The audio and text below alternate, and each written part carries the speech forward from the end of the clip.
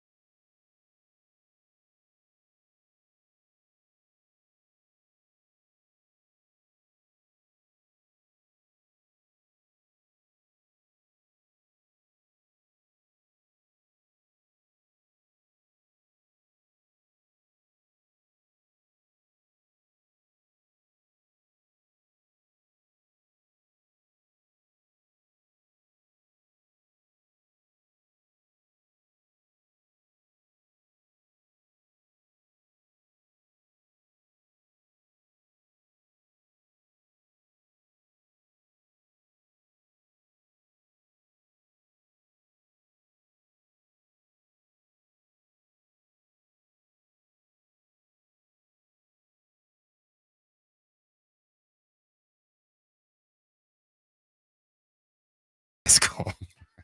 Oh, then after and college. Oh, so pretty much your entire time.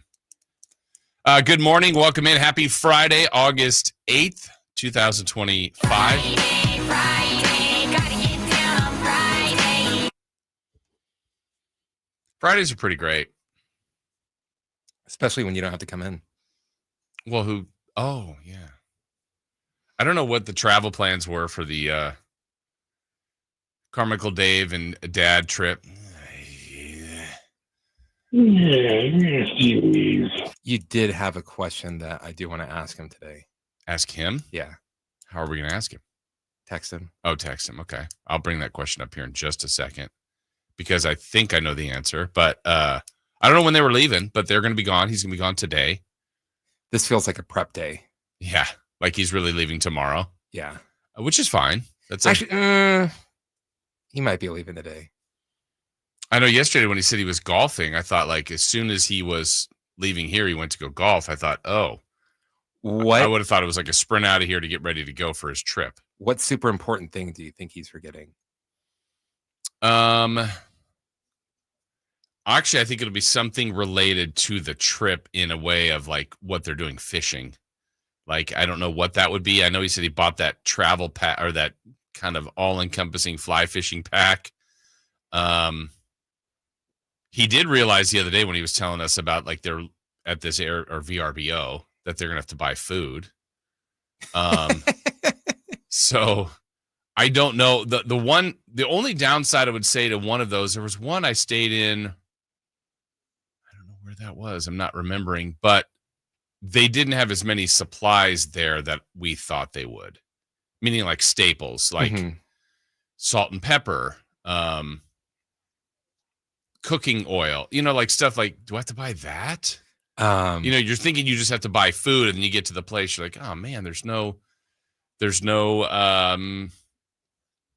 big spoons. Like if you're making a salad or something, like something like serving spoons or something like that. The Airbnb that we stayed at in North Carolina, do you know what it was missing? That was just like obvious, but like, wait, what? Yeah. I have a television. Nope. Had a TV. Okay. Microwave? Had a microwave. I don't know. Table. What? Yeah. Just no. And it was one of those things that we didn't realize until like, and you're not we're going to getting buy ready that. to eat. And it's just like, hey, where do we go? Wait, where do we put our stuff at? Did you have an improv table, like a coffee table? So it had one of those room? things like, it's not really a coffee table. It's almost like an extended leg rest. Do you know what I'm talking about? To where like you More can like set your stuff on, like you don't want to put a drink on it because it's just it's unstable. Yeah. So like an ottoman, I guess. Okay, now I'm remembering. So someone put their drink on there. No. Oh. Our big game is dominoes. Oh, fun. But you can't That's hard mix to play them on there, up yeah. and stuff like that because it's not a flat surface or anything. There was this like kind of cubby hole like in the living room, and it had like one of those drawers, like a door that you kind of lift up and pull out. Okay. And so one of them had the bright idea of, well, let's just grab this and this will be our it worked. It did? Yeah. Okay. So you had improv. I don't know if it'll be, so I think it'll be something, well, certainly won't be his phone. I don't know, it'd be funny if it was his ID. Yeah, I was thinking the same thing, especially with his dad. He's worried about his dad. But yeah, so Dave is gone today. This is like, Dave's been here a long time. This is a veteran vacation he's taking. He's leaving today or left today, or I don't know. He's off today. Gone next week. And then the wraparound, which he didn't plan for this, but Avery's going to school, off to USC. Gross. Well said, John and Chris. That's John, right? Correct. Yeah. I call him John. We're close. John M. I call him JM, Jam. J Mall. which turns into Jam. It's a jam. Yes. Yeah. Oh, by the way, another sidebar. I'm getting distracted, much like Dave. Did you see him in Poker Face? Yes, I did. That was a good episode. Yeah. That was a good I think I told you about that. Well, we kind of watched it, but I watched the episode before you. Okay. I haven't seen all of the second season, so I've kind of almost just picking off one by one. And I don't know, I'm about 6 in, and he's like the third or fourth. Yeah, I think, didn't they like double the episodes? To I think 12? I think there's way more episodes. And I'm not sure if I've seen the last couple. Felt like there were 8 to 10 the first season, but But can't like remember. the first season, I remember it was all like connected. Yes. And then the second season, It starts connected, and now I'm already on the broken. yeah, up now part. it's got, okay, so I think John Mulaney's the first one of that. He's the last one, I think. He's the last one. Yeah. Okay, yeah, but they're all like their own singular. Yeah. thing So now. if you were, to my knowledge, I haven't finished the season, but if you're jumping in at episode 7 or something, it's like, yeah, you wouldn't. I mean, you kind of want to know the backdrop of the character, but you don't have to know. That is weird. Like, okay, if you want to follow along, you can't start at episode 1 of season 2. You have to go back and watch the entire first season. Or But if you just want to get into it, just start halfway through the season. Exactly. Cameos are great in that show. But that's a veteran move though by Dave to do Friday next week, but the wraparound to the following Monday, because he's going to be at that school in Southern California, ushering his daughter into college life. And so I was happy yesterday. Dave actually called me. I think this is one of the first times. It's a handful of times, less than 5, that he's ever called me on FaceTime or on video chat, basically. He tried to do that with me, but I fell asleep. So Oh, I want to hear what it was. So go ahead. Oh, I don't know what was the pressing. He was telling me something about golf. I'm trying to think if there was anything pressing that he wanted to tell me. I'm not remembering right now, but what I was remembering from the conversation, he got home. He was driving Mason home. They were just pulling into the driveway or whatever, and he was talking to me a little bit in the car. Then he went inside, and somehow he got by Avery, and she was doing some sort of project. And so I kind of said, "Oh, I don't see any UCLA stuff on that project." And then she kind of, did some sort of smart comment. Whatever, it's fine. And then he goes, "Oh, however, I think you'll be pleased to see this." And I'm like, "All right, what's Dave going to show me now?" So he took me on the phone to her room, and he's like, "Look," and there was a UCLA pennant up in the corner. I said, "Hey, I don't see any USC stuff in there." He goes, "No, only UCLA." I'm like, now I'm more confused. So maybe she's like you. In what? She's a spy. She's a spy for the Bruins? Yeah. While going to USC? Mm-hmm. Yeah. Which, I mean, for those of you that if you know, you know, and I've told. So when did he FaceTime you? 4, 5, 4. Okay. Yeah, he FaceTimed me at 4:57. Yeah, so maybe he was after you. But I don't remember there being a thing where it's like. Well, then he called. He's such a terrible liar because he goes too big. So he's like, "Call me as soon as you can," and I was asleep. So like, I woke up at 6, And I'm like, hey, what's up? Because I was dealing with some other stuff through the station. I'm like, hey, what's up? What's going on? And he texts me back like, oh, no big deal. I was on a press conference call with Kevin De Bruyne, and I'm just like, okay, you're not good at this. Because if he was doing that, he would have taken a picture of something to prove it. So there was nothing? No, he didn't. I'm like, you're lying. And then he never followed back. It's just, I miss you guys already. Yeah, I don't know. You could tell that one was not real. That one for sure was not real. Well, he was golfing yesterday. I will say today, just for structure of the show, we've had this golf tournament that I believe, if I'm not mistaken, Chris, you'll probably know, aren't Whitey and Draper, aren't the Drive guys broadcasting from out there today? Or is that not happening? Or is that one of the issues? Maybe. Is that one of the issues you were dealing with yesterday? Okay. Yes. Anyway, there's a tournament that we. How good is it going? Jay is going to be getting out there at 11:30 to make sure that we're good to have them on the show. Wow. I don't know. Well, yeah, I don't know why it wouldn't work, but I shouldn't say that because. Oh, it did not work last night. Oh, okay, great, fun. So all along, I've been committed to this tournament. We have 3 weeks left to go. Yeah, I don't know if Dave had been, but I said, well, I'll be able to play because Dave will be here, and I'll duck out a little bit early. Unfortunately, Dave now has this trip. Not unfortunately for him, fortunately. So Brendan is coming in at 8:30 to help out today, which I appreciate. And so you guys will be closing out the show. I thought Frankie was coming in, but it's Friday and Frankie, and he brings the We boom. bring the boom. That's what we do. So I don't know what happened with Frankie. He put in all the work at the meeting earlier this week. Yeah, he wasn't in yesterday. Kind of spent. Yeah. By the way, you guys did a great job. You and Frankie and Chris. Thank you. What was great was the guys were kind of a little bit nervous. I'm like, hey. They were? Yeah. Didn't seem like it. And I was just like, well, then Frankie's like, you're right about that. I'm like, hey, I'm going to get all the focus on Dave. We're all going to laugh at him, and everything will be easier from that. Yeah. And then he mentioned Dave too, like brief, I think. And then, you guys just moved on. Chris did his. Yeah. To me, on those things, unless it's, I don't know of the situation, but to me, I have always felt in any time you have to speak in a public way, less is more. Yeah.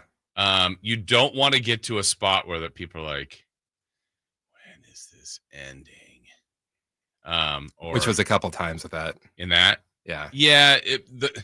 It was weird. We had a high volume of people that spoke, and so nobody went terribly long, but there's a potential for that. And when you start having multiple speakers, and it also depends on what you're speaking at and what the target is.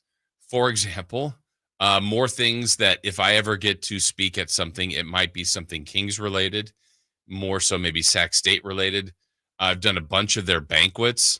No one cares about what I have to say. I mean, it's like they want to know what the coach has to say, maybe some of the seniors who won the team MVP, those kind of things.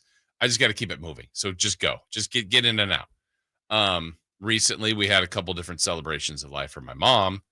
Well, my brother and I were kind of the, I don't know, quote, featured speakers, if there's such a thing.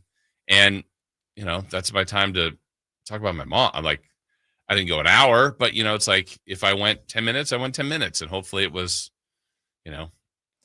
heartfelt, touching, funny, try to hit all the notes. The other thing is to have an idea of what you're going to talk about. Yeah. I'm not Don't say like, I'm going to wing it. Yeah. I mean, that's weird. I want the perception of it looking like I'm winging it, but I have either practiced or I have a mental idea, or sometimes I have a note or two in front of me, but I don't want to be doing this.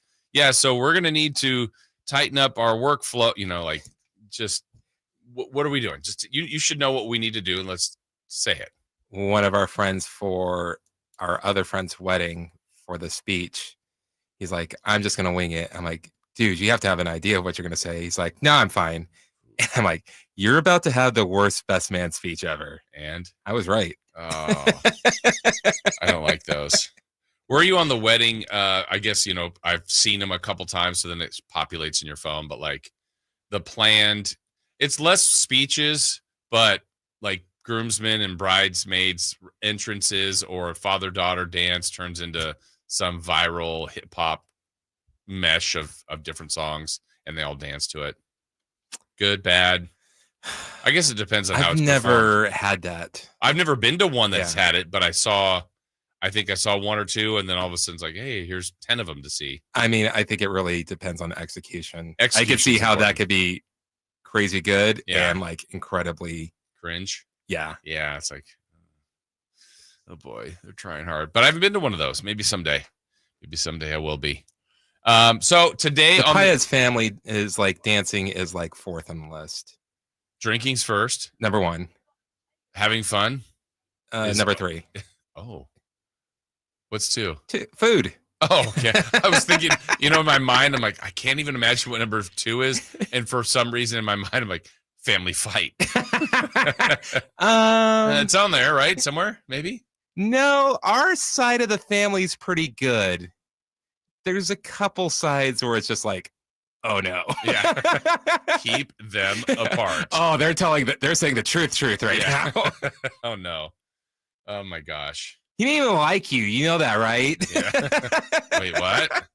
That's when you mix number one, the drinking part, and the food part, maybe, and the truth part all comes out. Yeah, so we've got a fun show coming your way today. As I said, it's Friday. Chris, are you? Friday, gotta get down on Friday. I didn't want to plan Friday Fun and Games, so I kind of left that in your corner, I hope. And I didn't tell you that till now. We'll see. It's funny. You've been back for 3 weeks, and I will have done 2 of the 3 Friday Fun and Games. That's right. Yeah, should be good from here on out, I think. Maybe I'll ask you for an idea. Okay. We just need that song, you know that song. Yeah. That's all I ever have to say.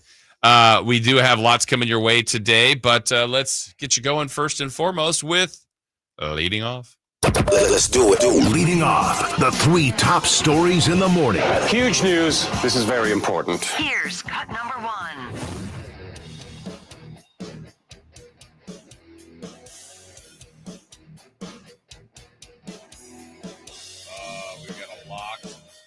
We got a locked pod. If that means anything to anybody. Is it unlocked? Did you unlock it? It is unlocked. It says it's unlocked.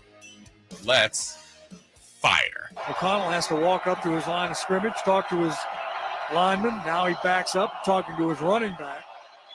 Clock continues to tick down. O'Connell has time, throws near side. It's intercepted. With Pritchard over to the 30, down to the 27-yard line. Nehemiah Pritchard, 5th-round draft choice a year ago. And here go the guys running onto the field. They've and learned headed to the nothing. end zone. They learned nothing from the last flag. All right. Well, that was courtesy of the Seahawks radio network. Dork. Me or? Seattle. Oh, okay. Thank you. One of your favorite people loves teams from Seattle. Yeah. Coach Christie. We're not all perfect. I mean, tried to find a flaw. We found one. He's the exception that proves the rule. Him? Yeah. But you're also quick to point out to him when his teams fail because you enjoy it. Chris, your favorite thing happened in that game last night. Tie? Tie alert. Tie alert. Yeah, they don't break ties in the preseason. Raiders and Seahawks tied. I called it a must win. They didn't lose. It's a must win. They didn't win. He didn't say that they can't lose. Man. Raiders didn't cover the spread. I don't know how to feel about it. I feel 100% indifferent in the preseason. I'm actually okay with preseason ties. Does that make any sense? Yeah. Okay, good. Preseason in the NBA, when they play, I'm like, we're really going to overtime? We don't need this. It doesn't matter who wins. Preseason in the NFL, doesn't matter who wins. So with that being said, it doesn't matter who wins. The other part about the Raiders, look, this is a team that is trying to grow. We mentioned it yesterday in a little preview about the Raiders and Seahawks. The silver and black have been bad for a long time. I want them to be good. I like the Raiders. I do. Wish they were still in Oakland or Los Angeles, in California somewhere. They're not. That's fine. I can still like them. I like the moves they've made for the most part. I think, when you look at what they're trying to do, they need to start getting to where, you look at the roster and you go, hey, they've got the best at this position in the AFC or in the AFC West. And so when you look at Bowers, I wouldn't say he's better than Kelsey, but now he's the best young tight end in the division. Could Ashton Genty be the best running back or the best young running back in the division? Obviously, he didn't have a very good game yesterday, but I don't really care about that preseason. I feel better about Geno Smith being their quarterback. I like that Pete Carroll is their coach. I mean, there's some elements now that are getting in place for the Raiders to truly start a turnaround. Now, I'm freaking jacked. I am too, Coach Pete. I like what they've done. I thought we saw Cam Miller come in and lead a nice comeback. They had a chance to win it at the end. These are, again, preseason. I always say it. I don't care if you win or lose. It's how you look. And there were moments where you could see some things. Now, let's be honest, Geno Smith barely played, so that's going to be the primary guy playing quarterback. Gentry had, 3 carries, not a lot of touches. Bowers, wasn't. So we're going to get a better look at the Raiders as this goes along. But first preseason game, I actually was glad to have football on. And did anyone else, by the way, have the issue of where was the game? Where was the game? So I know locally we used to have the Raiders here on My 58. They, the last couple of years since they moved to Vegas, have gone to air the Chargers preseason games along with the Niners preseason games. We'll see. But on my television, it read NFL Network, 7 o'clock, Raiders-Seahawks. Cool. Sit down and watch this game. This Ravens-Colts game still going. Who cares? Let's get this thing over with. All right, they're a little late, but that's fine. So that game ends. They go to commercial. All right, let's get to this kickoff. Maybe I missed I hope I didn't miss like a series of the offense for the Raiders. Then they come back from commercial, and it's restart the Ravens and Colts game. I'm like, well, there's a glitch. At some point, they'll fix this. So I left that on for a while, and still Colts and Ravens. A little longer, still Colts and I never got it. Anybody else have that issue? I don't know. Never got the game. Wasn't too thrilled about that. Saw a bunch of the clips and highlights afterwards, read some articles, but I never saw it. Never saw it. The game that was never seen here, at least for me in my house. I think I was just blacked out. It was just me, apparently. All right, let's go to leading off number 2. Cut number 2. Swung on and missed, and they get the shutout. So Wood strikes out a 1-2-3 ninth for Sterner, and the A's win it 6-0. Johnny Doskow, A's Radio Network. A's a winner yesterday. Trent N in our chat says it switched back for me. It never switched. I never got the game. How did that happen for you, Trent? I'm glad it did. I think it's your grid that you live on. My grid. I watched it on my phone on NFL Network. Okay, that's the 209. That's smart. I'm not that smart. Interesting. A's, yes, day game. Started right during the beginning or the end of our show yesterday, and a 6-0 shutout. Some more rookies shining yesterday for these Athletics. Look, they're a long way out of it. We're going to talk later in the show about 8 o'clock about we're almost done with the first season in Sacramento, and did it live up to it? Has it been better? Has it been worse? Is there an appetite for this team? Just kind of, I want to get a better gauge from everyone out there, their overall thoughts on, I think I can remember this time last year talking about this team that was really struggling, and we knew they were coming here, and everyone's like, they're going to be the worst team. It's going to be awful. There was some of that. There was some of every game. Like every game is going to be sold out the first year. It is. It's going to be a huge demand for tickets. Okay, that part hasn't been true. So what we thought would happen, what has happened, and maybe what's going to happen going forward, we're going to get into that at 8.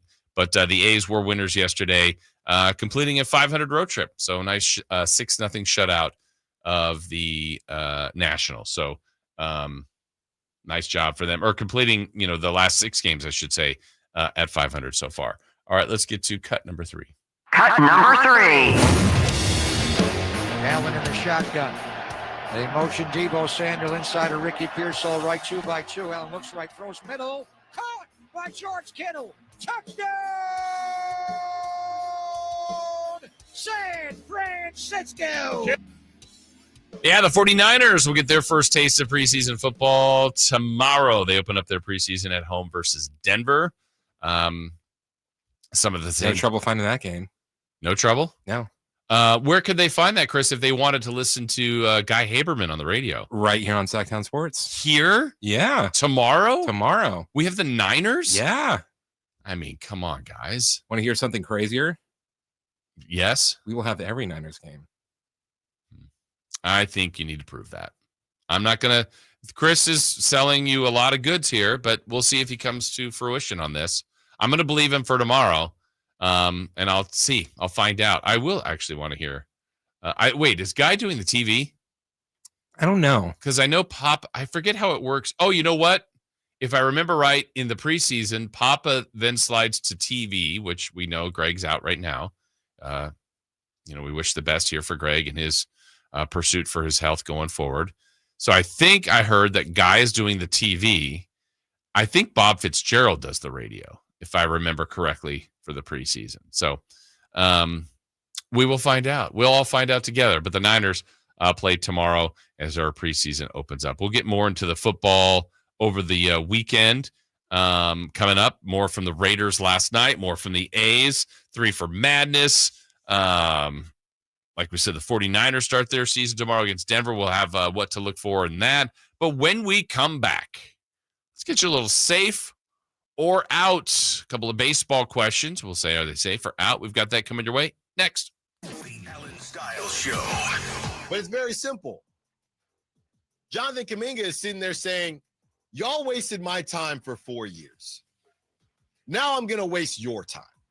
I'm going to waste your time now. You thought that your time was more valuable than my time. You can listen to the Allen Styles Show Monday through Friday from 10 a.m. to 2 p.m. on 1140 a.m., YouTube, and the Sacktown Sports app. Ready to order? Yes. We're earning unlimited 3% cash back on dining and entertainment with the Capital One Saver Card. So let's just get one of everything. Everything? Fire everything. The Capital One Saver Card is at table 27, and they're earning unlimited 3% cash back. Yes, Chef! This is so nice. Had a feeling you'd want 3% cash back on dessert. Ooh, tiramisu. Earn unlimited 3% cash back on dining and entertainment with the Capital One Saver Card. Capital One, what's in your wallet? Terms apply. See CapitalOne.com for details. Man, look at that return day old king, man. Oh, wow. Emotional. King of the Hill is back. They got a Bob's in the airport now. Oh, that's Boba. World has changed, Dad. Bobby wants to bring that new girl over for dinner. The Vegas? What the hell am I supposed to feed her? Can't we just put some grass in a bowl? From Mike Judge and Greg Daniels. Ready to make some memories, Dad? Let's freaking go. A Hulu original series, King of the Hill. All episodes now streaming on Hulu. Play and win to take your loyalty to new heights at Sky River Casino. Join Sky River Rewards today for a chance to receive up to $2,500 in free play. Plus, you'll be in the know about upcoming special events and offers. Just minutes from Sacramento, right off Highway 99 in Elk Grove. Join in the fun with rewards that add up and up. Sky's the limit at Sky River Casino. Visit us to see how. Must be 21 or over. Gambling problem? Call 1-800-GAMBLER. Hello, I'm Frank Cockworth, Retirement Security Center for the Weekly Economic Update. New week, same story. Trump, tariffs, and trade seem to be hogging the spotlight. President Trump imposed an additional 25% tariff on India to convince them to stop buying Russian oil. He is using this to pull more economic levers to get Putin back to the table to agree to a peace deal. Secretary of State Marco Rubio met with an envoy from Switzerland to discuss reducing their upcoming 39% tariff. Meanwhile, U.S. companies such as Apple are up in the ante and investing more in U.S. manufacturing. They agreed to add an additional $100 billion of investments in the U.S. on top of the already agreed upon $500 billion with the hope of staving off tariffs on their phones, much of which are manufactured abroad. The hope is that good jobs will entice workers to come back and increase the workforce participation rate in the U.S. This can hopefully offset a weak service sector report, which had brought up further concerns of stagflation. This happens when the economy stagnates, but costs continue to rise. How might this affect you or your family? Please go to frankontheradio.com to schedule an appointment to watch videos and receive market updates. I'm ready to help you start your journey so you can define your future. Securities and investment advisory services offered through Mosaic Wealth. Member FINRA SIPC. Mosaic Wealth is separately owned and other entities and or marketing names, products, or services referenced here are independent of Mosaic Wealth. Hey, it's Carmichael Dave. I got to tell you, I am so excited to get this decking project started with Trex Decking and Railings. From the first time I stepped foot in the showroom last week, I was so impressed. So many color options, heat-resistant composite deck. What does that mean? That means I don't have to do any maintenance on it whatsoever. They even have a deck designer, so you can go online and see what your dream deck will look like on your house. Just visit Trex, that's Trex.com to get it started. Tell them Carmichael Dave sent you. And we're back, live during a Flex Alert. Dialed in on the thermostat. Oh, we're pre-cooling before 4 p.m., folks. And that's the end of the third. Time to set it back to 78 from 4 to 9 p.m. Clutch move by the home team. What's the game plan from here on out? Laundry? Not today. Dishwasher? Sidelined. What a performance by Team California. The power truly is ours. During a Flex Alert, pre-cool, power down, and let's beat the heat together. It's the Rivercats Report. What's going on with the Giants AAA squad? The Rivercats Report. The Rivercats are hot. We'll find out later who's hot, who's not. Maybe that'll be on Chris's report. But the Rivercats won their final game of their last road trip. That was Sunday in Albuquerque. Then they came home on this homestand, facing, Chris, the Sugarland. The Sugarland. What do you think they are? Sweetfoots. Sweetfoots. Yeah. They took on the Sweetfoots, also known as the Space Cowboys. Exactly.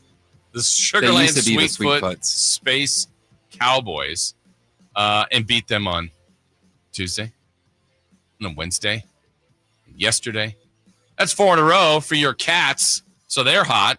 Homestand continues tonight at home, Sutter Health Park, Women's Empowerment Night. Tomorrow night, be a warm evening. Go on out there, enjoy some baseball. Watch them on Harry Potter night. And then Sunday, hey, it's Sunday Fun Day. Got to get out there and enjoy the team. The Cats are hot. You can get single game tickets. You can get a Cats pass, season memberships, group experiences, get a suite. All things are available. Just go to their website, check out the Rivercats, support local baseball, and have some fun. That is your Rivercat. Hold on. Oh. You don't know about the other Rivercats news? What do you got? If you listen to Alan Styles today, you have a chance to win a suite to the Rivercats game and also hang out with Alan Styles for free. Alan, he is made for that job. An on-field MC.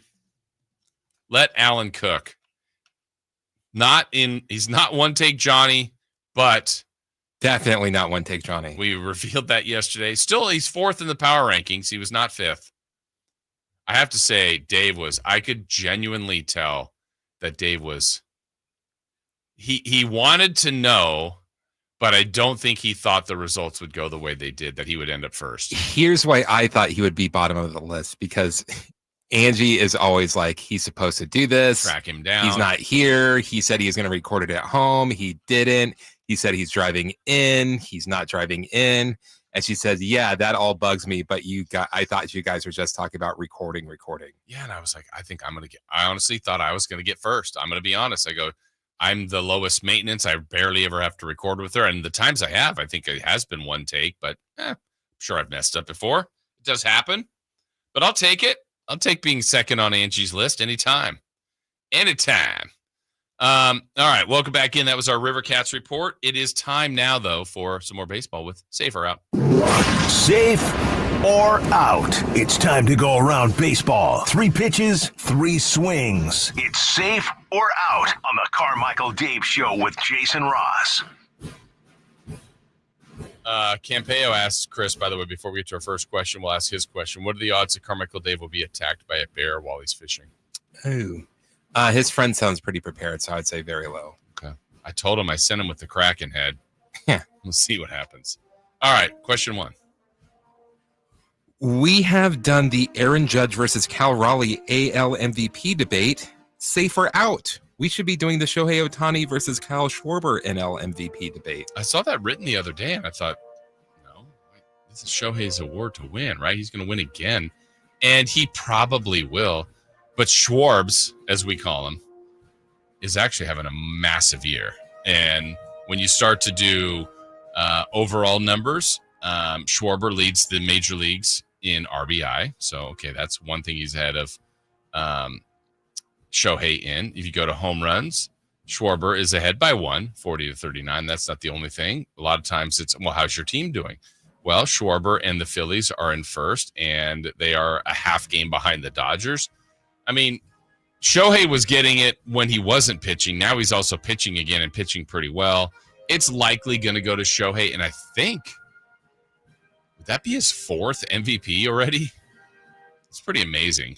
But keep an eye on that. Season's still to go. Like if the Padres catch the Dodgers, and I don't think Shohei will struggle, but Schwarber gets to 55 home runs or something, and the Phillies get the best record in the National League, I think there'll be more conversations about it. But it's probably out at the moment, but something to keep your eye on for the future. All right, question 2. The Padres have pulled within 2 games of the Los Angeles Dodgers.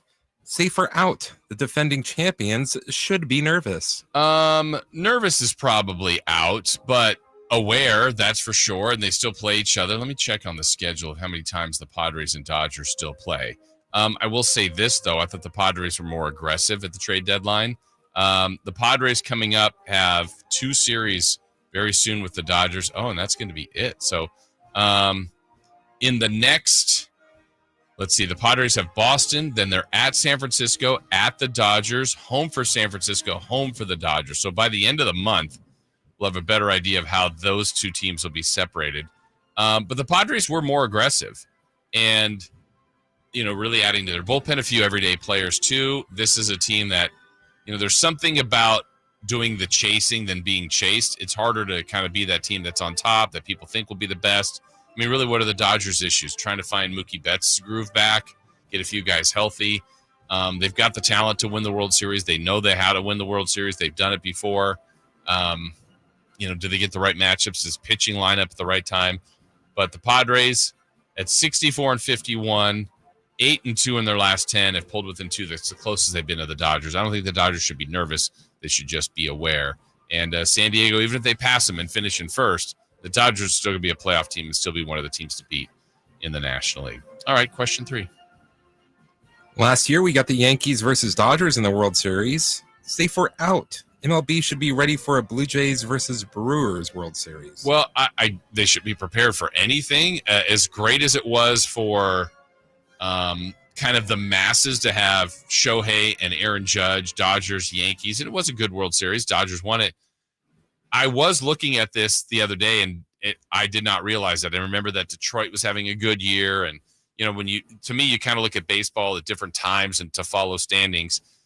And I went, wait, when did the Blue Jays? I knew they had passed the Yankees. I didn't realize they were this hot, and now 68-48, best record in the American League, and then the National League.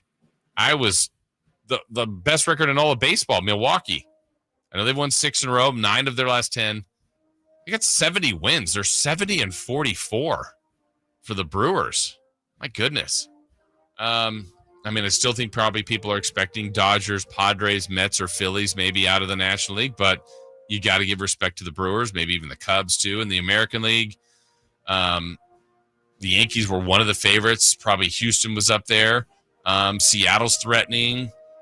You've got Detroit, Boston, Toronto. It's good. I like it when different teams are in there. And so I don't know that MLB should be prepared for anything, but it doesn't mean it'll be less of a series. But I wonder if it will likely be less viewed if it's Blue Jays, Brewers, as opposed to Yankees and Dodgers. So, all right, there you go. That is safe or out. Still to come, we have 3 for Madness at the top of the hour. We will get into the Raiders' first preseason game, the Niners' first preseason game. We've got more football coming your way as well, including a warning from kind of the football family, the Mannings, about their next in line, Arch Manning. We will discuss that as college football is on the horizon. We've got that coming up and more straight ahead here on Sacktown Sports. Stay up to date on Sacramento sports. Join the Sacktown Sports 1140 newsletter. Visit SacktownSports.com. I'm Ken Korak with your Green and Gold Report, brought to you by Xfinity, introducing the 5-year price guarantee. One internet price, 5 years guaranteed. Well, the accolades keep coming in for A's first baseman Nick Kurtz. Based on batting almost 400 with a slugging percentage of nearly 1,000 in July, he becomes the 10th player to be named Player of the Month and Rookie of the Month in the same calendar month, joining the likes of Buster Posey, Mike Trout, and Aaron Judge. Welcome to Dugout Radio, the undisputed home of Boomtown Baseball. The Wi-Fi is booming with Xfinity, baby.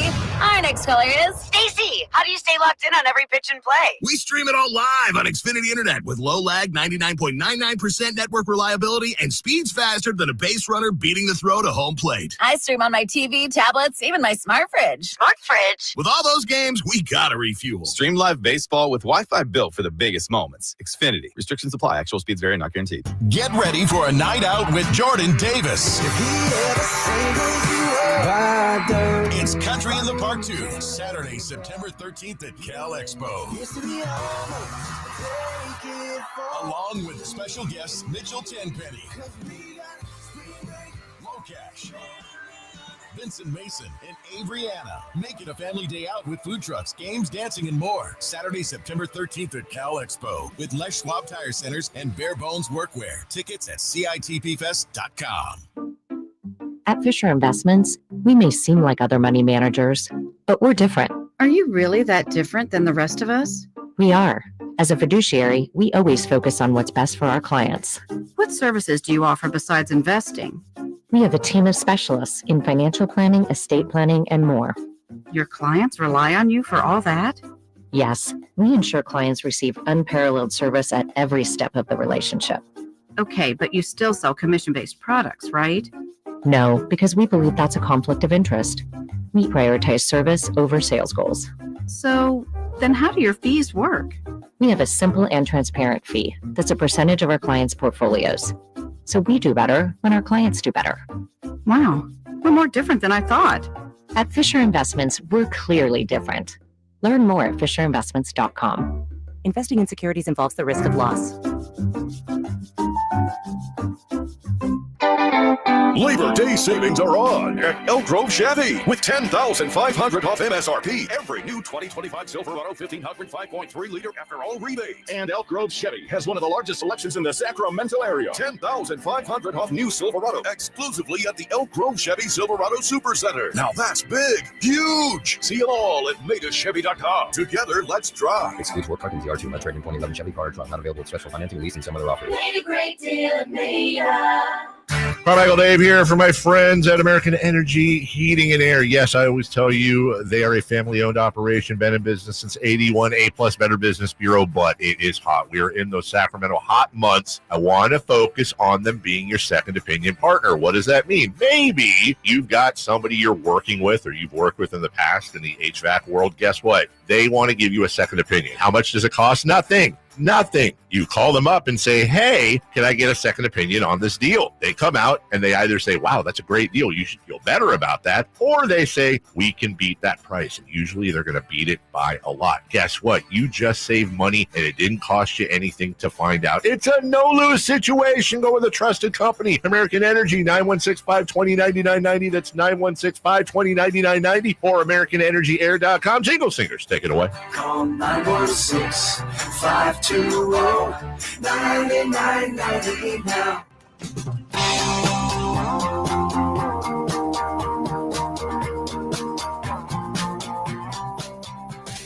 Carmichael Dave Show with Jason Ross. Call or text at 916-339-1140 on Sacktown Sports.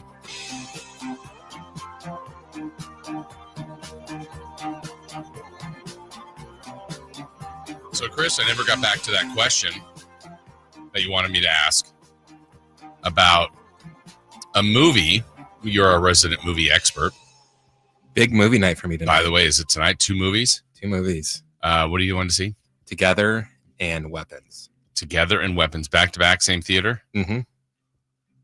How many times have you done that? Very rare. This might be the first. The only other time I can think of it is I don't even know how we were allowed to go in it, but we went and saw when I was very little, Distinguished Gentleman. Yeah. with Eddie Murphy. Yeah. And then we snuck into Home Alone 2. Okay. This was at the State Theater over by Florin. Oh, man. Okay. Wait, do you know what State Theater is? I think people have talked about that. I don't know. That's been long gone, right? That was like the only South Sac movie theater. And it's long gone. Oh, yeah. Let me see if I remember. I'm looking up something. If I have this right, could this be right? Because in my mind, I did do this double feature one time. No. I didn't match up. In my mind, I thought I had seen Forrest Gump and School Ties in back to back. School Ties was like way earlier. Yeah, I guess it was 92 and Forrest Gump was. You didn't let me. Oh, sorry. I should have asked you. Do you know when Forrest Gump was? Did I say it? 94, yeah. Yeah. Same as Pulp Fiction. I saw something. I always get School Ties mixed up with I think it's Joe Toy Pesci? Soldiers. Oh no. No, the one with Yeah. I know. When the boarding school gets taken over. No, Matt Damon's not in that too, is he? No, he's in School Ties. Yeah. Who I is know it? which one you're talking about. Oh, Sean Astin, maybe? Yes. Yeah. And then I think I've done a drive-in double feature, and I want to say it was like Wedding Crashers that I had already seen, and like The Family Stone or something like that. I don't know. It was like I don't remember. But my aunt and uncle took my cousin and I to see the double feature at the drive-in of The Lion King and Mighty Ducks 2. Okay. And everyone fell asleep during Mighty Ducks 2. Really? Except for me. And that's in your wheelhouse. You Was love it the Mighty Ducks 2 or was it Mighty Duck? It might have been just Mighty Duck. Oh man. But this is planned, so you're going to see Weapons first? Together first, yes. Then Weapons. Yeah. Together is the body horror movie. I don't know either of these movies. Together's a horror movie? Together, they're both horror movies. Together is a body horror with Alison Brie and Dave Franco. Okay. And then Weapons is this big one everyone's been talking about. It was like the biggest bid for one of the biggest bids just for the script. Okay. And the story is Jordan Peele, who's now like a horror guru is him? now. No, he lost out on the script, and the story is he fired his manager after they didn't get the script. Okay. Okay, it's obviously very early. 91% on Rotten Tomatoes for Together. 100%. Oh, I think it dropped a lot. I think I just saw 96. Okay, well, it didn't drop that much, but okay. All right, well, we'll get your movie reviews, but what we were going to get to was, remember when Dave was in here one of the days, I don't know how many months ago, but it was like, there's going to be this most amazing movie. He might have even showed us the trailer. Yeah, showed us the trailer. This is going to be a smash hit. One, it wasn't, doesn't mean the movie's not good, but I have not heard one person talk about it, and I don't think he saw it. It was Tom Hanks and Robin Wright Penn, I think. Just Robin Wright. Robin Wright. She lost the pen. Yeah. Here? Yes. He did do it here. Anybody on our chat and our YouTube in our text line seen here? Yay, nay, bad, good? I haven't heard. Like, I honestly haven't heard bad, but I'm assuming bad, Chris, just because the numbers were down, and I didn't hear a lot of people talk about it. Yeah, it only made $15 million in the box office, which is crazy now. Well, TR said, yes, I've seen it, and we need a report, TR. It's not a good start. Usually you go like, yes, I saw seen it, and it was great. Amazing. Everyone's missing on this. And it's like, yeah, I saw it. Okay. So if you have a review, the review is meh. That's what it looked like. That's what I thought it was. I'm a big fan of Tom Hanks. So I'm going to text Dave right now. Mm-hmm. What do you think his reaction will be? I'm going to say, did you ever see Here? I'm going to say he has not.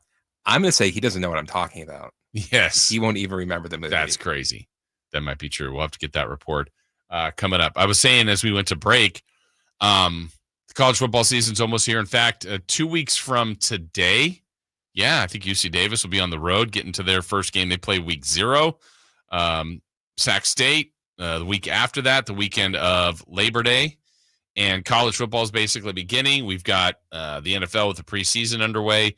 But when you tie the two together, the Manning family has been legends in the college game, certainly legends in the NFL game.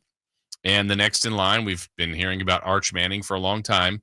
He's at Texas. Texas is the preseason number 1. He's one of the Heisman favorites. He, right now, in a lot of mock drafts for next year, is the top quarterback to be taken.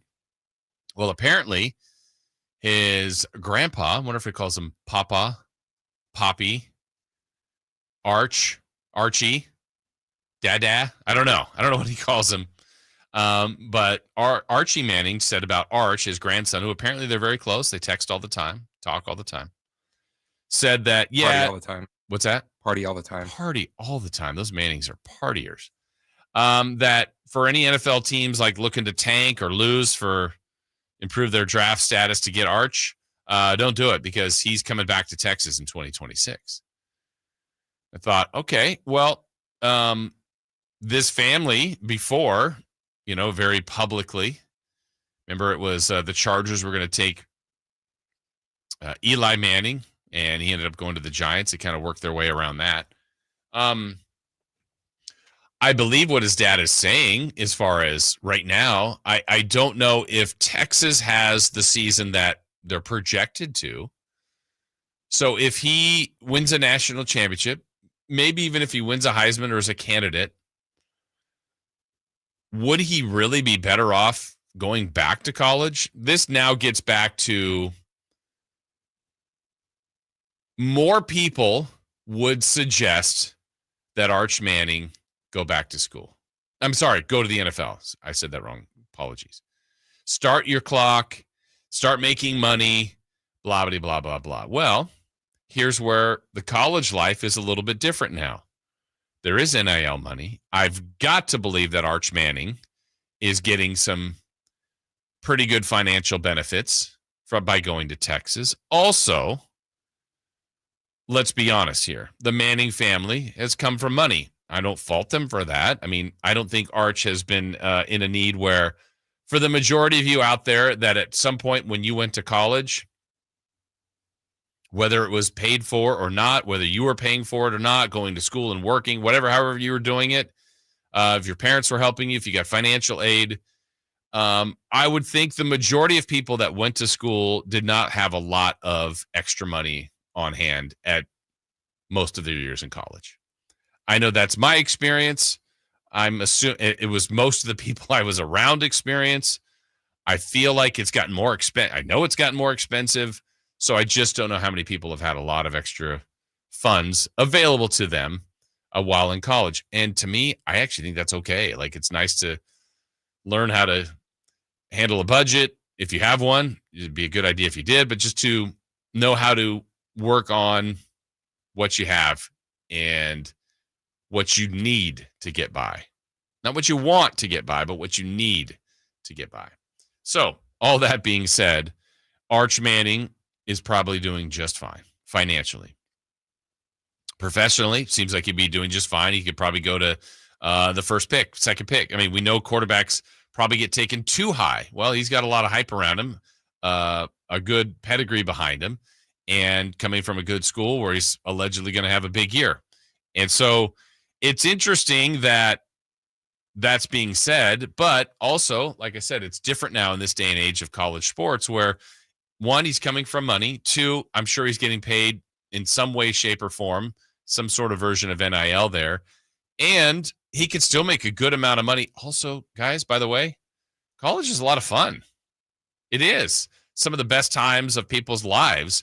And it's not that college football isn't a business, but the NFL is 100% all in a business. It becomes a job. Sundays are fun. Sundays are fun for all of us to watch. There's a lot of work going on through it to get there, to stay healthy, to keep your body right. And then when it's, hey, I liked playing this sport growing up. I'm going to play in high school. I'm pretty good. Now I may try to go play in college. This is fun too. And then you're starting to notice, like, man, I'm putting a lot of hours doing this. I've gotten better. I might be able to be a professional. That sounds like a goal and a dream, and I made it. And then there's just, it's a little bit more and a little bit different than maybe the dream was when you were a kid. Doesn't mean it's wrong or bad. It's just a little bit different. So, like, there was some talk earlier this year about Cooper Flagg maybe even staying at Duke. Obviously, he didn't.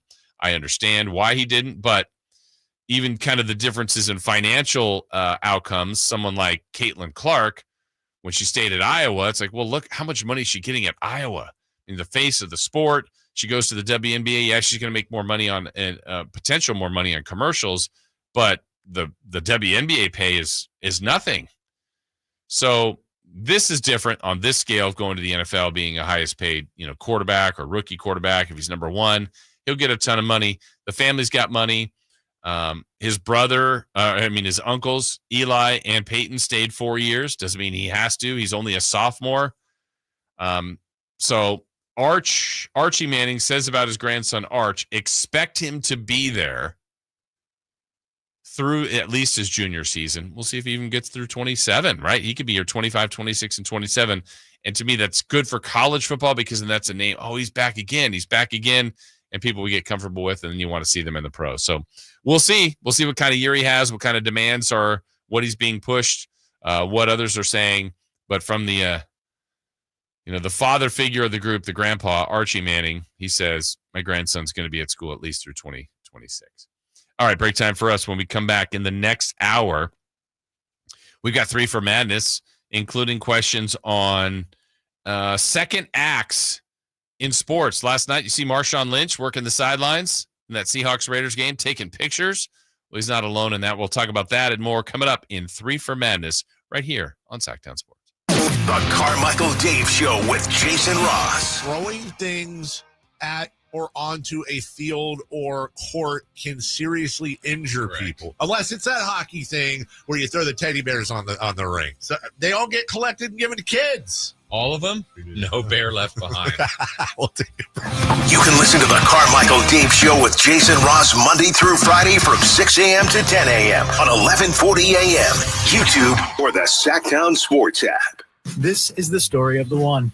As a safety manager at a manufacturing plant, he does everything he can to keep his coworkers safe. From finding ways to reduce risks to keeping safety supplies in stock. And for that, he relies on Grainger. Grainger offers a broad range of quality products and next-day delivery, so he can always play it safe. Call 1-800-GRAINGER, click Grainger.com, or just stop by. Grainger, for the ones who get it done. I'm still going for it, even with higher stroke risk from atrial fibrillation, an irregular heartbeat not caused by a heart valve problem. Over a 3-year study, Eliquis apixaban tablets reduced stroke risk better than warfarin, and over 97% of Eliquis patients did not experience a stroke. A first stroke occurred in 2.9% of warfarin patients versus 2.3% of Eliquis patients.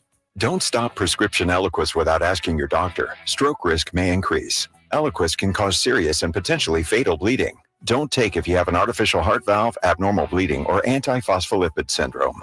While taking, you may bruise more easily or bleed longer. A spinal injection increases blood clot risk, which may cause paralysis. Get medical help right away for unexpected bleeding or bruising, or back pain, tingling, numbness, muscle weakness, or incontinence. Aspirin products, NSAIDs, SSRIs, SNRIs, and blood thinners increase bleeding risk. Tell your doctor about planned medical or dental procedures. Learn more at Eliquis.com or call 1-855-ELIQUIS. With 25 award-winning years in Northern California, Ashton & Price is your local injury law firm. Pro attorney tip: if a firm presents as local but they're in LA, red flag. If your first consultation is not with a lawyer, big red flag. At Ashton & Price, your first consult is with a local attorney, and if serious injury prevents travel, a lawyer will come to you. Still not enough? George Washington's my uncle. At Ashton & Price, no red flags, just red, white, and blue. Remember, for the best advice, don't think twice. Call Ashton and Price. Come check out Capital Casino, Sacramento's #1 poker room with the most variety of table games in the region in a safe and friendly environment. Plenty of well-lit parking available, conveniently located in downtown Sacramento. And remember, Capital Casino has the best food, the best service, and the best action. 411 North 16th Street in downtown Sacramento. For more information, log on to capital-casino.com, and please gamble responsibly. 1-800-GAMBLER. Summer's flying by, and that back-to-school checklist, it's growing fast. New backpack? Check. School supplies? Check. Dentist appointment? Let's fix that. Kids Care Dental and Orthodontics is making it easy to cross dental checkups off your summer list fast, with priority scheduling for new patients and kid-friendly care that makes them smile. It's one less thing to worry about before fall. Call now or book online at kidscaredental.com. That's kidscaredental.com, because healthy smiles should be the easiest thing to check off your summer list. KHD HD1 Sacramento, KYMX HD3 Sacramento. From the Power Business Technology Toshiba Studios. This is Sacktown Sports 1140. 3 questions, 3 answers. It's 3 for Madness on the Carmichael Dave Show with Jason Ross. Here's question 1. All right, 3 for Madness coming your way here in just a moment. Want to remind you, we still have another pair of tickets to Zach Bryan. We'll be giving those away a little bit later here in the show. Jason Ross, Christopher Laud, Carmichael Dave is off on vacation. Got an answer. Oh, you heard back from Dave on the movie Here. Yes. Okay. Let's remind everybody, Dave hyped this movie, was like, this is going to be a blockbuster smash hit. And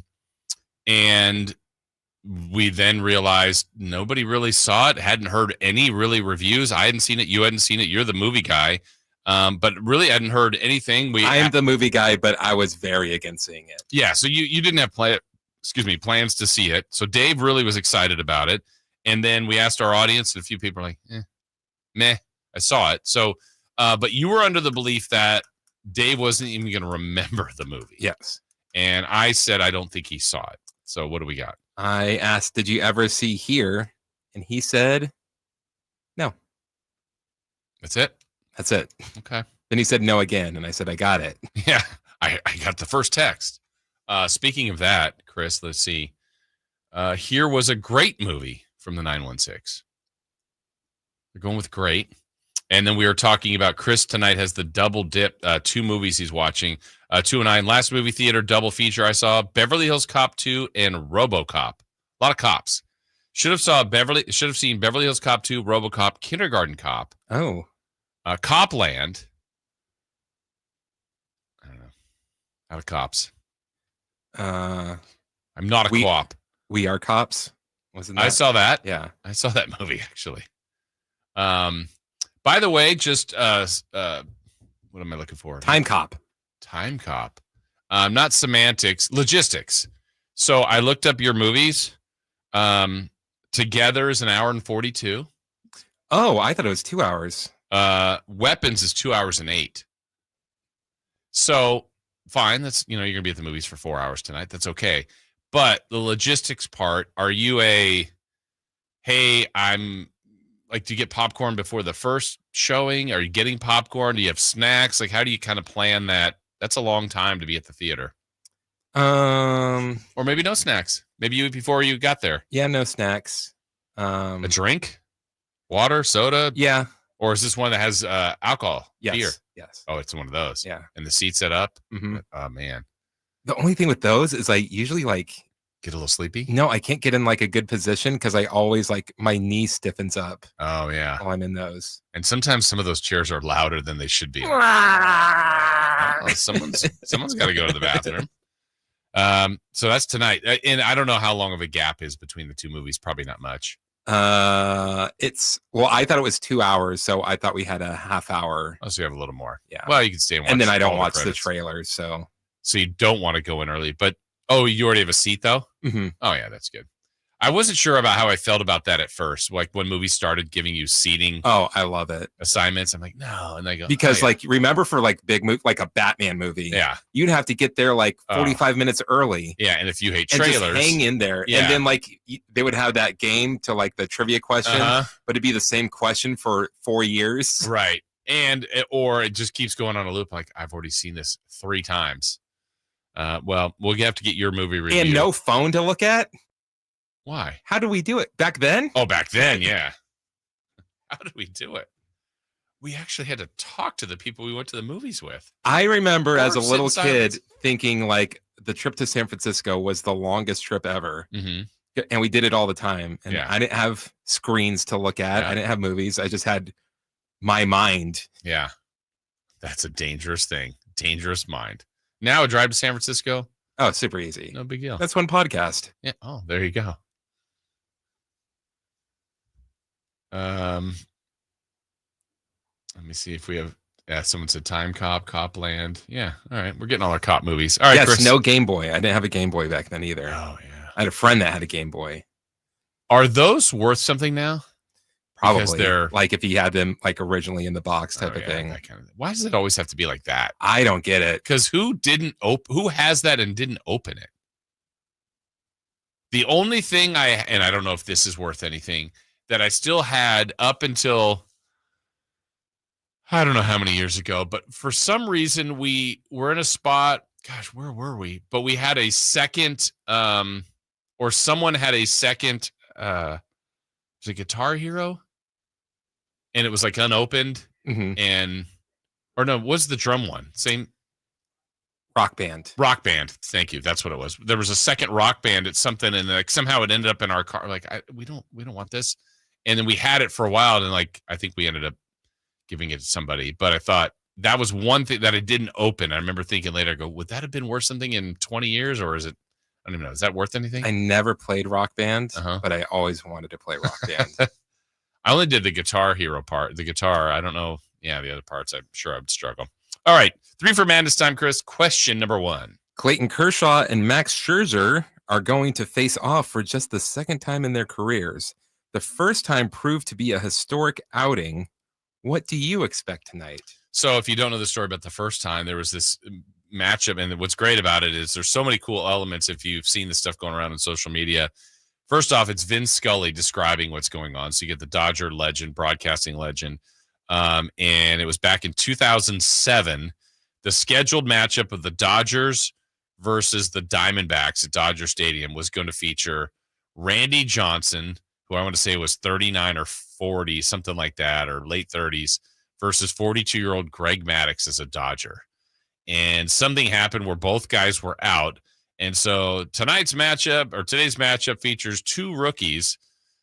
Clayton Kershaw, I think, was making his third start, and Max Scherzer, who was making his first. So you went from 2 Hall of Famers to 2 more Hall of Famers that we didn't know would be Hall of Famers in Kershaw and Scherzer. The part that surprises me is this is just the second time that they've matched up since then. I mean, this is the only other time. And so now you got Scherzer as a Blue Jay and Kershaw as a Dodger who's still going. I don't know what to expect. I mean, they're going to try to get as many innings as possible. Actually, I think there's going to be a lot of runs. I think those guys may get out early. Blue Jays have a good offense. Dodgers have a good offense. Blue Jays have been really, really hot offensively. They just got out of Coors Field and they just annihilated the baseball there.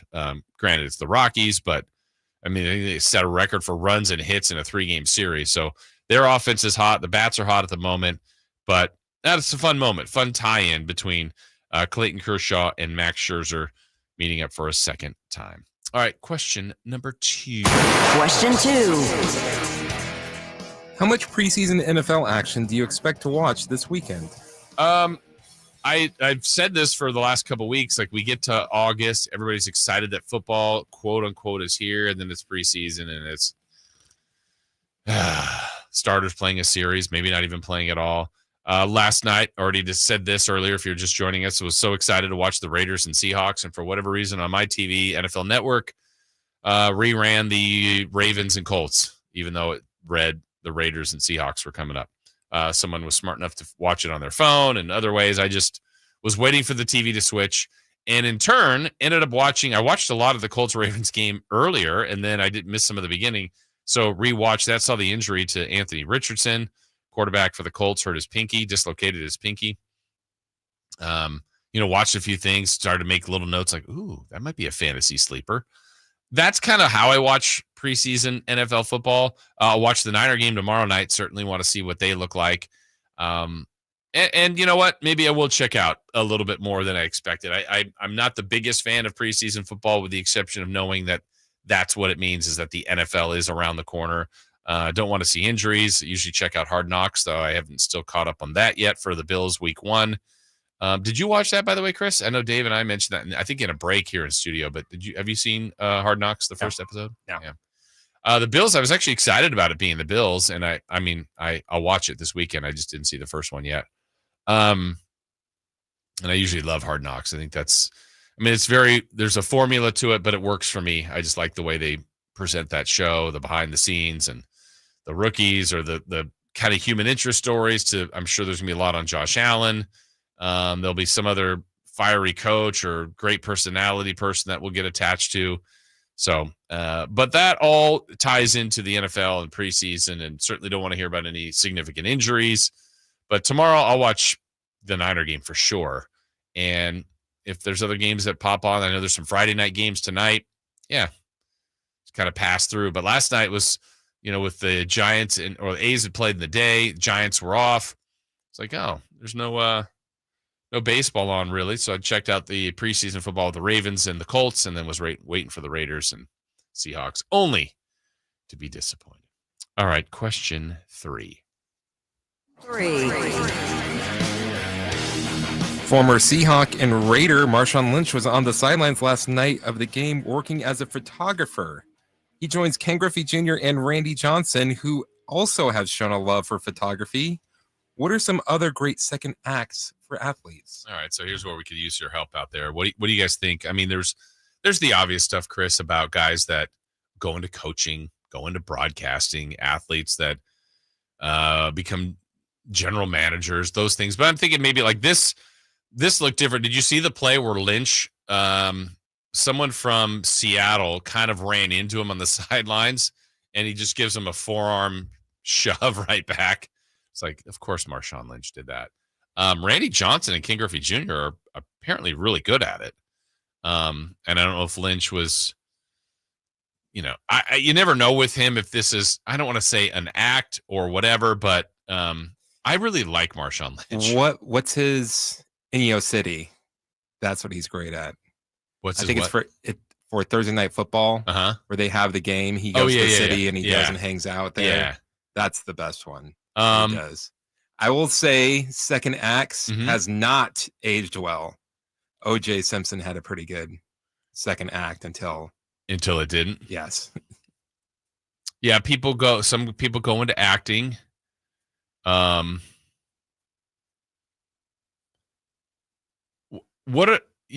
Mannings, right? I guess this is a hybrid broadcasting, but they're kind of, to me, the Mannings have almost become pop culture in a way. Like they've hosted Saturday Night Live, both of them. They've had commercials. They're not afraid to make fun of themselves. And then they have their own cast. Like they do, Eli did that pretty creative thing where he was, can't remember the name of the person he created, but he went back to college where he was trying to become a walk-on QB at Penn State, I think it was. That was pretty good. Let's see, who else do you have that has made second acts in their career? You've got, people that have gone into politics, certainly. And we know that here, Kevin Johnson. But other people have moved on to political realms. I know Steve Largent and some others have done that. Let's see. People get into like Drew Bledsoe has wine. Dusty Baker is doing wine. I got a good one. What's that? Michael Strahan. Oh, Michael Strahan for sure. Yeah. If you would have said like when he was in the league, he's going to host Good Morning America. Never. And game shows. And Regis is going to go, so he's going to team up with Kelly Ripa. Yeah. People become like, would Michael Jordan, would that be a second act? Like as a pitch man? I don't think so. It just kind of happened that. Yeah, he was doing that while he was in the league. But like George Foreman. George Foreman's a good one. What's crazy is I didn't know him as a boxer. Okay. When I was growing up, but he was way before you. There was this show on the Disney Channel where they would go around Disney World and he would be like one of those, hey, here's what's new at Disney World type of things. And, oh, wait, they're making this at this place. Isn't this cool type of thing? So when I think like my mom was like, oh, yeah, he was a professional boxer, I was like thrown like, him? Wow. This nerd was a boxer? That's interesting that's how you knew him that way, right? Yeah, I had no idea. I was probably like 7 or 8. Yeah. Let's see. Hey, Jason, you're referring to, Chad Powers. I thank you, Danny and Chula Vista. Also, don't forget about the production company, Omaha Production. Brett the Hitman Hart used to do great cartoon drawings. Yeah, he still does that. Okay. Like kind of, what is that called? Caricatures. Oh, really? Yeah. I did not know that. He's really good at it. I'm trying to think of other great second careers. Like George Foreman, that other career was, I mean, he was a really good boxer, but I mean, to your point, like, especially if it has that length to it where he actually boxed, like there were 2 separate boxing careers, but it was a long time. And then to be a pitchman for that long. Yeah. Second acts. I'd love to hear from you on that. 916-339-1140 chat as well. And it kind of catches you off guard. Griffey, I know, was just at the All-Star Home Run Derby taking pictures. We've seen Randy Johnson work NFL games. Who is it? Drew Carey's a big photographer. The comedian? Yeah. Oh, really? Yeah. Okay.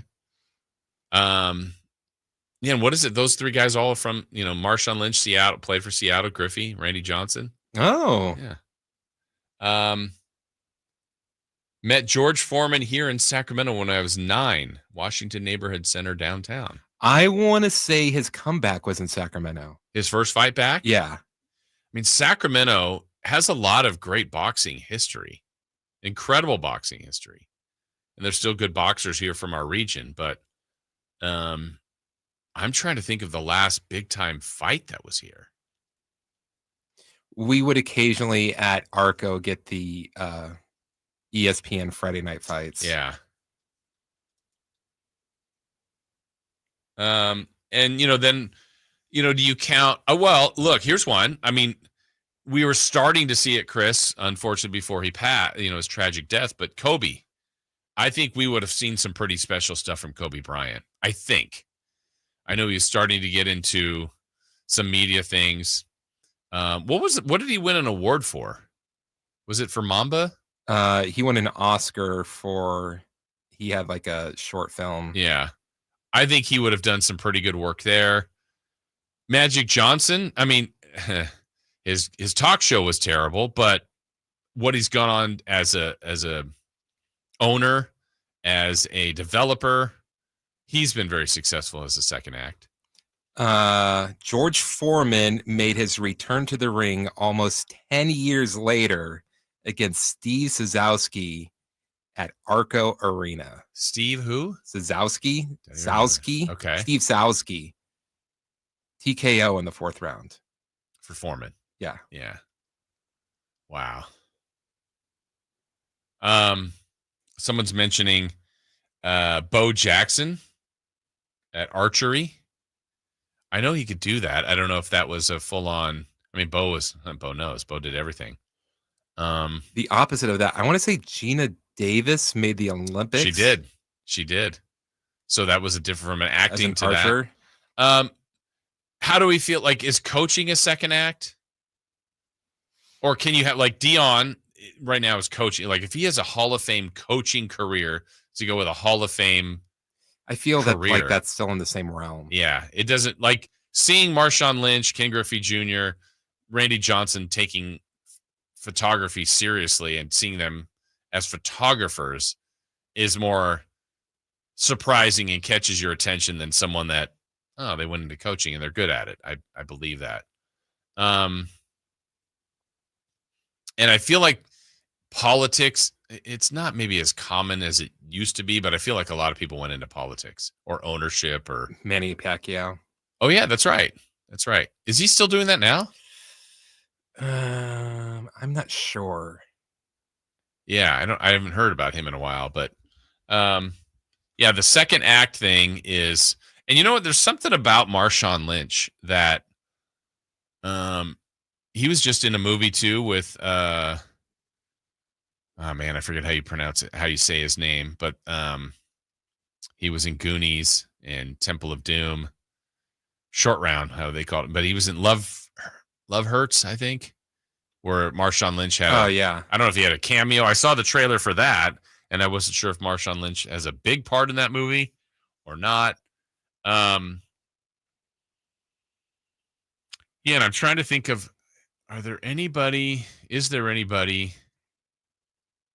that has gone on that's like related here, like Sacramento Kings wise, to second acts of, I'm sure there's some people that have done business entities.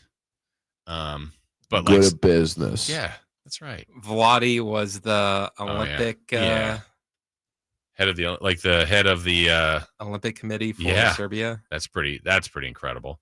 And that kind of makes sense. I mean, Vladi is one of his many, many great traits is how he can bring people together. Yeah, it was interesting to see that last night. So did you ever see that clip, though, where the guy ran into Lynch and Lynch was just like, get out of here, man. Like, I feel like Lynch, if he could, would still play. I want to, I feel like with Lynch, he's kind of like, I'm so good. He's so comfortable with what he's done, who he is. There was a time probably that was he was an agitator more so to media, like I'm here so I don't get fined kind of stuff. I feel like, and this is just like looking on the outside, the NFL is a lot of you do this our way. Mm-hmm. And with Marshawn, a lot of him is I'm going to do whatever I want, whenever I want. My way. And what are you going to do about it? Do you not want me in this league or what? And he felt like he had some leverage. When you're that good, you do have the leverage, right? So, yeah, it was fun to see. I'm glad was able to see, some clips of that and those guys. Love to see their work, see how good they are at that. But just thought it'd be an interesting kind of tie-in to see second acts from people that we know from doing something where they're so gifted at. And I find that I don't know if it translates to other gifts, but a lot of times athletes are just natural at a lot of things. And it's one of the gifts they have. But probably their name gets them in the door that others wouldn't, but then they have to be able to back it up. And Randy Johnson's been out there doing that for a while, and same as King Griffey Jr. So good for them, enjoying themselves. All right, still to come. We've got more to get to. We want to get back into the Raiders and their first preseason game. We're going to do that coming up. Also want to talk a little bit about the 49ers and what to expect for them. We did a longer preview on the Raiders yesterday. But, the 49ers, we'll get into them, and the whole thing kind of hinges on one or two players, and I'll let you know who that is coming up. And coming up at 8, we have almost made it through our first season of the Athletics in Sacramento. And I can remember very, very well conversations this time a year ago about the A's coming here, what that would look like, what we expected it to be like, and what it is like now. So whether or not it's matched those thoughts and perceptions, we'll kind of do a deeper dive into that. That's going to be coming up at 8 o'clock. So kind of look forward to that. And again, we thank all of you that are being here today with us. One more reminder, I have to duck out a little bit earlier today. Dave is off. He's back with us in a little over a week. So he's enjoying a big week for him. If you don't know, he's going on a fishing trip with his dad. I think that's going to be awesome. He's got a birthday coming up. He's got to send his daughter off to school. There's a chance, Chris, that he doesn't come back. There's a chance. I think he will, but he's dealing with a lot of things right now. So we're with him on that. That's for sure. But like I said, we do thank all of you for being here with us. Appreciate that. Those of you that are regulars here on our chat, we see you. We say thank you. Hit that thumbs up button while you're here too. It's right at the bottom. I'm going to hit mine right now. Boom. Hit it. Thank you for that. And if you want to text in, comment to us, 916-339-1140, 916-339-1140. Oh, yeah, a couple of here. John Sally went on to have a pretty nice career. Oh, yeah, former NBA player just passed, Junior Bridgman. One of the most successful second acts, just not as well known. Yeah, he had, I think it was Burger King's and other things that he had that just, he just became a business tycoon there. That's for sure. So, yeah, you can weigh in on those. And before we break, let's check in with our guy, AC. AC, good morning. Hey, good morning. Thank you so much for taking my call. How you feeling? Good. How are you? I'm good. Blessed to be alive, man. Well, thank you so much for taking my call. Let me ask you about the Sacramento Kings.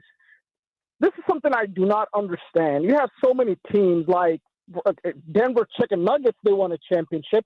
OKC Thunder, they won a championship. So my question is, how come the expectation level for the Sacramento Kings is not even that super high? Come on, your rival like Los Angeles, you know who they are, the losers, the Lakers. They are successful. You want to get to that level. So what happened since 2002? Of course, they got robbed. That's obvious. But ever since, I haven't heard anything from the Sacramento Kings. No trade, barely any free agency splash. So can you give me something to understand? Is it karma? Or, I don't believe in karma. In sports they do. But what's going on? People should be optimistic, right, in California. Am I correct or not? Thank you so much for taking my call. I appreciate it. All right. Thank you, AC. Well, that was a lot. How come people aren't more optimistic? I will give my best answer to that. I will say this team has not made the playoffs 19 of 20, 18 of 19, whatever it is.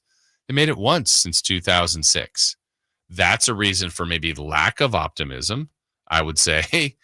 I don't know, AC. There was a lot to chew on from there. I don't need to go all the way back to 2002. They've made mistakes. That's clear. They've misdrafted at times. They've been on the wrong end of trades. They've had some bad luck. They haven't been good enough. There's a long list of things that they've done wrong that I would say they've done to themselves. But if we do want to look at it optimistically, I will give you this before we break. I will say that some teams have put together seasons better than others that maybe have come in as a surprise. I think that's probably where the Kings could be here. Look, the Kings have more individual talent than I think people are giving them credit for. I don't think it's the best roster configuration at the moment. Doesn't mean that's going to equal complete failure, but if you can mix and match and find the right recipe of putting it together with some good fortune, maybe some things go wrong amongst other teams. Look, the Kings put some things together a couple years ago, and you can maybe argue that the roster is better. Maybe some would say no, and to earn a 3 seed. Now, some things went their way that year. Last year, more things went wrong. Also, they didn't play as well. Boom, they struggle to get into the play-in and then get eliminated right away. There's a lot of factors, but yeah, that was just a lot from AC. So we do appreciate the call. When we come back, the Raiders tied. How about that? They tied their first preseason game. But some notes, some takeaways from that. We'll get into that when we come back right here on Sacktown Sports. You never know what you might hear when listening to a Sacramento Kings game. Out of Keegan, going for another triple. Man, is he feeling it. Can he do it? Yes, there's number 11, Keegan Murray. Keegan steps back. He just knocked down his 12th three-pointer, a Kings franchise record. He's got 45 points. Never miss a moment of Sacramento Kings basketball with Sacktown Sports and the Sacktown Sports app. Carmichael Dave here for my friends at American Energy Heating and Air. Yes, I always tell you they are a family-owned operation, been in business since 81, A-plus Better Business Bureau, but it is hot. We are in those Sacramento hot months. I want to focus on them being your second opinion partner. What does that mean? Maybe you've got somebody you're working with or you've worked with in the past in the HVAC world. Guess what? They want to give you a second opinion. How much does it cost? Nothing. You call them up and say, hey, can I get a second opinion on this deal? They come out and they either say, wow, that's a great deal, you should feel better about that, or they say, we can beat that price. And usually they're going to beat it by a lot. Guess what? You just saved money and it didn't cost you anything to find out. It's a no-lose situation. Go with a trusted company. American Energy, 916-520-9990. That's 916-520-9990 or AmericanEnergyAir.com. Jingle Singers, take it away. Call 916-520-9990 now. Finding great candidates to hire can be like, well, trying to find a needle in a haystack, but not with ZipRecruiter. Its powerful technology actively finds and invites qualified candidates to apply to your job. So while other companies might deliver a lot of hay, ZipRecruiter finds you the needle in the haystack. See why 4 out of 5 employers who post a job on ZipRecruiter get a quality candidate within the first day. Try ZipRecruiter for free at ZipRecruiter.com/free. That's ZipRecruiter.com/free. Why choose a Sleep Number smart bed? Can I make my site softer? Can I make my site firmer? Can we sleep cooler? Sleep Number does that. Cools up to 8 times faster and lets you choose your ideal comfort on either side. Your Sleep Number setting. Get early access to Sleep Number's biggest sale of the year. 25% off the i8 bed, our most popular. Plus free home delivery. Limited time. All Sleep Number smart beds offer temperature solutions for your best sleep. Check it out at a Sleep Number store or sleepnumber.com today. My perfect day has sand, salt, water, and friends. But my moderate to severe plaque psoriasis can take me out of the moment. Now I'm all in with clearer skin thanks to Skyrizi. Risankizumab Riza, a prescription-only 150 milligram injection for adults who are candidates for systemic or phototherapy. With Skyrizi, most people saw 90% clearer skin, and many were even 100% plaque-free at 4 months. Skyrizi is just 4 doses a year after 2 starter doses. Don't use if allergic to Skyrizi. Serious allergic reactions, increased infections, or lower ability to fight them may occur. Before treatment, get checked for infections and tuberculosis. Tell your doctor about any flu-like symptoms or vaccines. Thanks to Skyrizi, there's nothing on my skin, and that means everything. Ask your doctor about Skyrizi, the #1 dermatologist-prescribed biologic in psoriasis. Visit Skyrizi.com or call 1-866-SKYRIZI to learn more.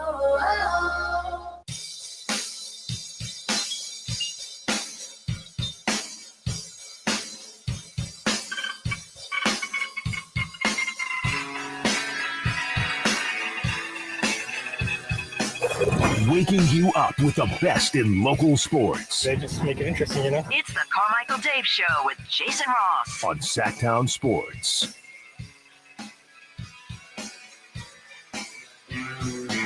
We were talking about second acts in sports. Radio Flyer. Didn't Bernie Williams win a Grammy for a jazz album? I don't know that, but Bernie Williams played guitar. Oscar De La Hoya won a Latin Grammy. Really? Yeah. For singing? Yeah. Barry Zito plays guitar pretty well. I do have Bronson Arroyo's album. You do? Yeah. Was that any good? Yeah, it's fine. It covers. And there's some guys that Dame Lillard, pretty good in the rap game, right? This one was really good from the text line. Let's see, where did it go? Oh yeah, 916 down here. Don't sleep on Nate Burleson. Yes, Nate, probably a lesser known receiver, though he had an NFL career. Does NFL stuff on the weekend. You'll see him. He used to be on the NFL Network, Good Morning Football, and then I'm a big fan of his. Does a great job on CBS Sports, their game day, but now also does the CBS Morning Show, much like Strahan. And there'll be a time, kind of like Chris had with George Foreman, that some people will go like, oh, yeah. Oh, wait, Michael Strahan was a football player? Nate Burleson was a football player? Yeah, that'll happen. Let's check in with Dave. Dave, good morning. Well, other than the obvious Wayman Tisdale, you guys probably already said that it was a long history of playing bass. But did you guys remember when we talk about Sacramento Kings? You guys remember when Reggie Theus had a brief sitcom called Hang Time? Of course. Yes. And not to mention that Marshawn Lynch is in Eddie Murphy's new movie that's absolutely terrible called The Pickup or something. That's bad? I couldn't. Don't even waste your time. Pete Davidson? It's horrible. All right. All right, y'all. Appreciate it. I'm a little disappointed about that. I was like, I don't love Pete Davidson, but I like Eddie Murphy. I was like, I want to see that. But Dave says, don't even waste your time. That's one where it's like get a chance to ask, is it worse than War of the Worlds? Oh, shoot. Sorry. But when someone, is the worst movie I've ever seen. When someone gives you, don't even waste your time. That's a pretty strong, it's not even remotely worth it. Well, here's the opposite reaction I have. If someone says that, I immediately think it's that bad. It might I be good. See that. Yeah. Because Chris, if you don't know, doesn't like meh movies. They either have to be really good or so bad you think that's hilarious. Like the Ice Cube movie looked like it was made for $50. Which one? The War of the Worlds. Oh, yeah. And you said it was awful. Yes. Yeah. But you liked it. Yeah. Because it was so awful. It's great. They got Ice Cube and Eva Longoria both in it. So I would just need to know the backstory. How did you agree to this? Yeah. What were you told about? What did you think it was going to be? And, that would be a great conversation one day with an actor or someone that, decide, why did you accept this script? Why did you turn down this one? What is it? How did you read it? Did it play out differently? Because I think you can't act long enough and not have something that bombed. And I'm sure there's some movies that they thought, no, this is going to be one of the better movies I've ever been in. And then it just doesn't work. Sometimes that's the way it plays out. By the way, Dave, thank you for that, Wayman Tisdale. I can't believe we didn't mention that earlier. Yeah, of course. Tizzy was an incredibly gifted guitar player, jazz. His jazz music, his albums were great. We lost him too early.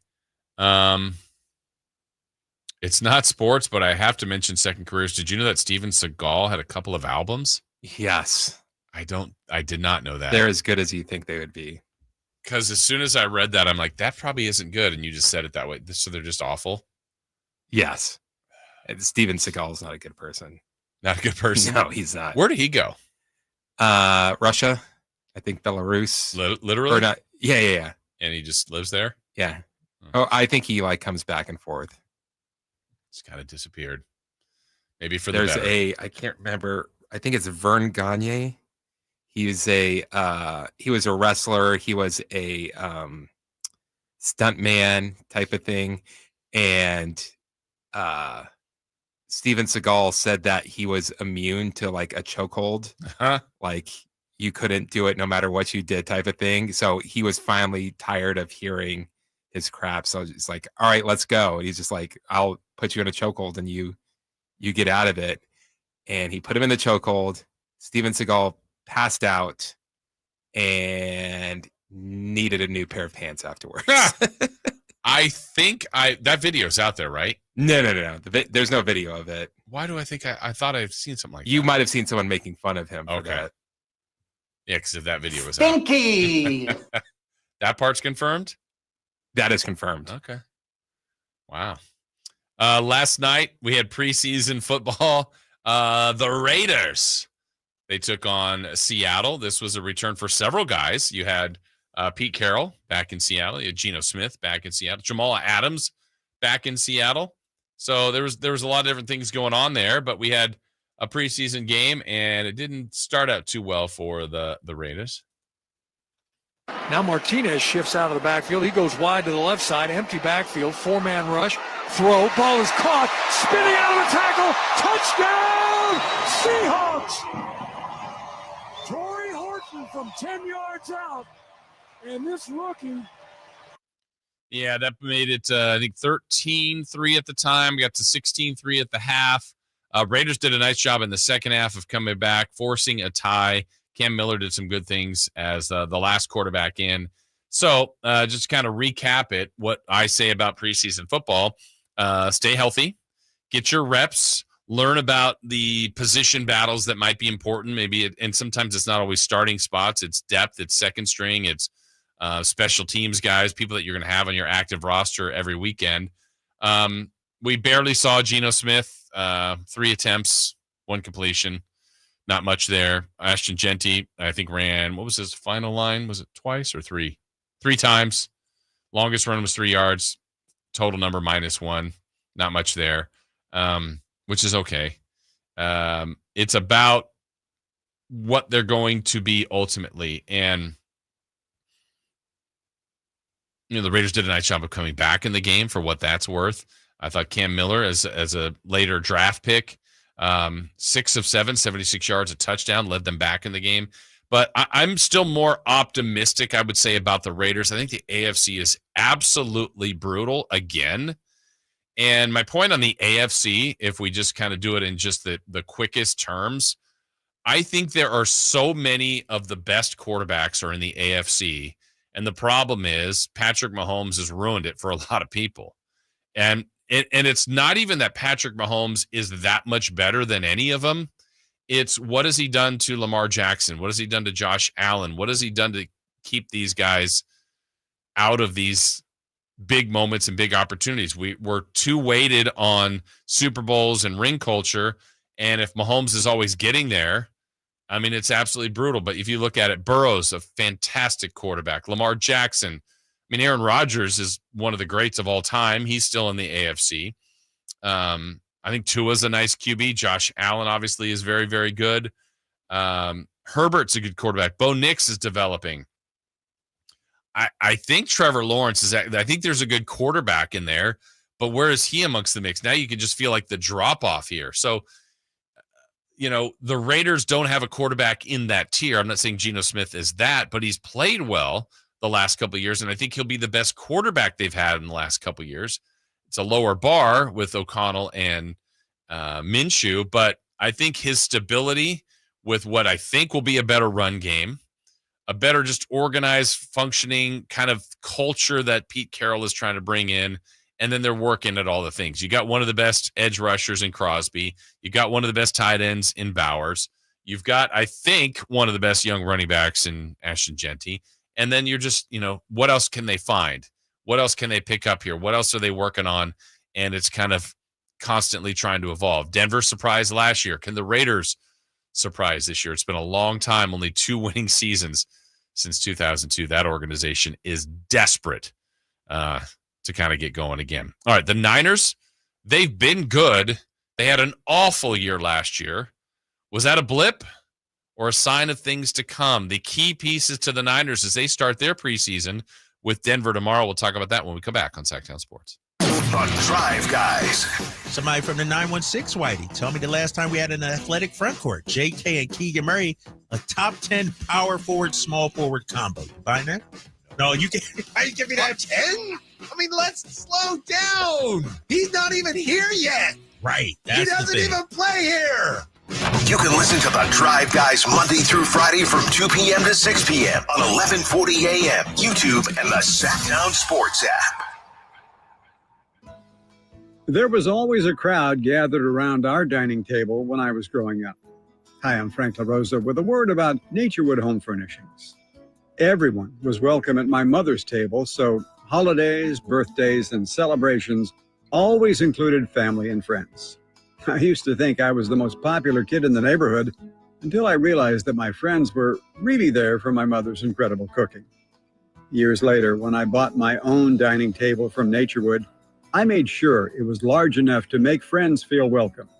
And right now, during Naturewood Home Furnishings' Dine in Style sale, you have an opportunity to find the perfect dining room furniture to help you create your own treasured memories. Choose from casual to formal or anything in between.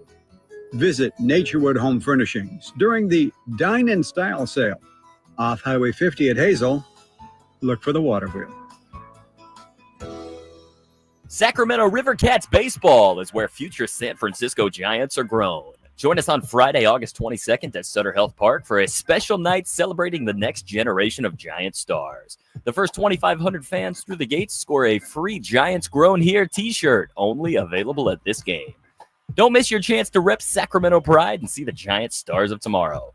Pick up your Giants Grown Here t-shirt on Friday, August 22nd. Get your tickets today at rivercats.com.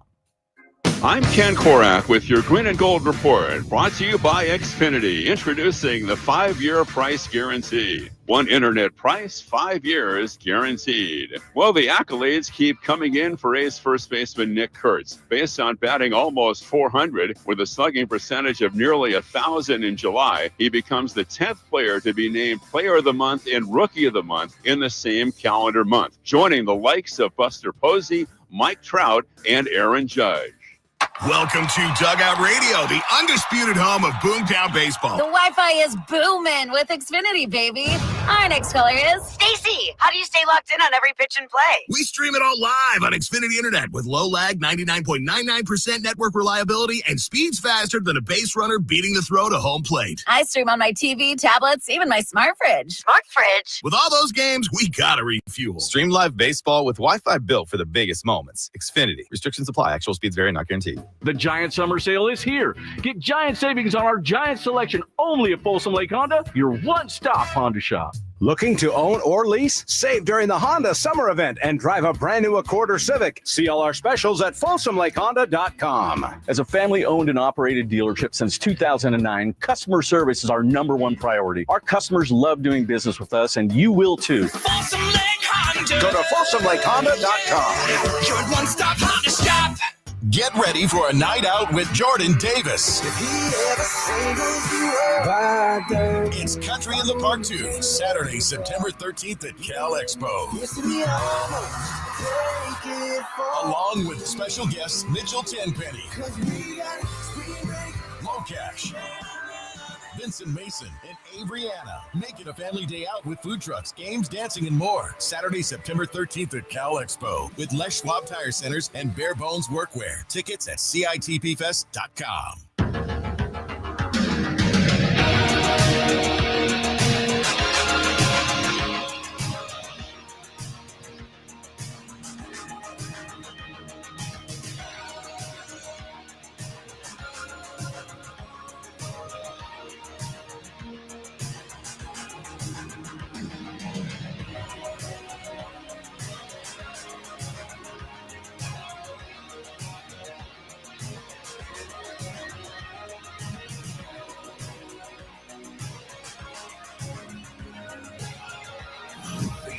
Place in the morning to get your sports fix. Live and vocal. The Carmichael Dave Show with Jason Ross.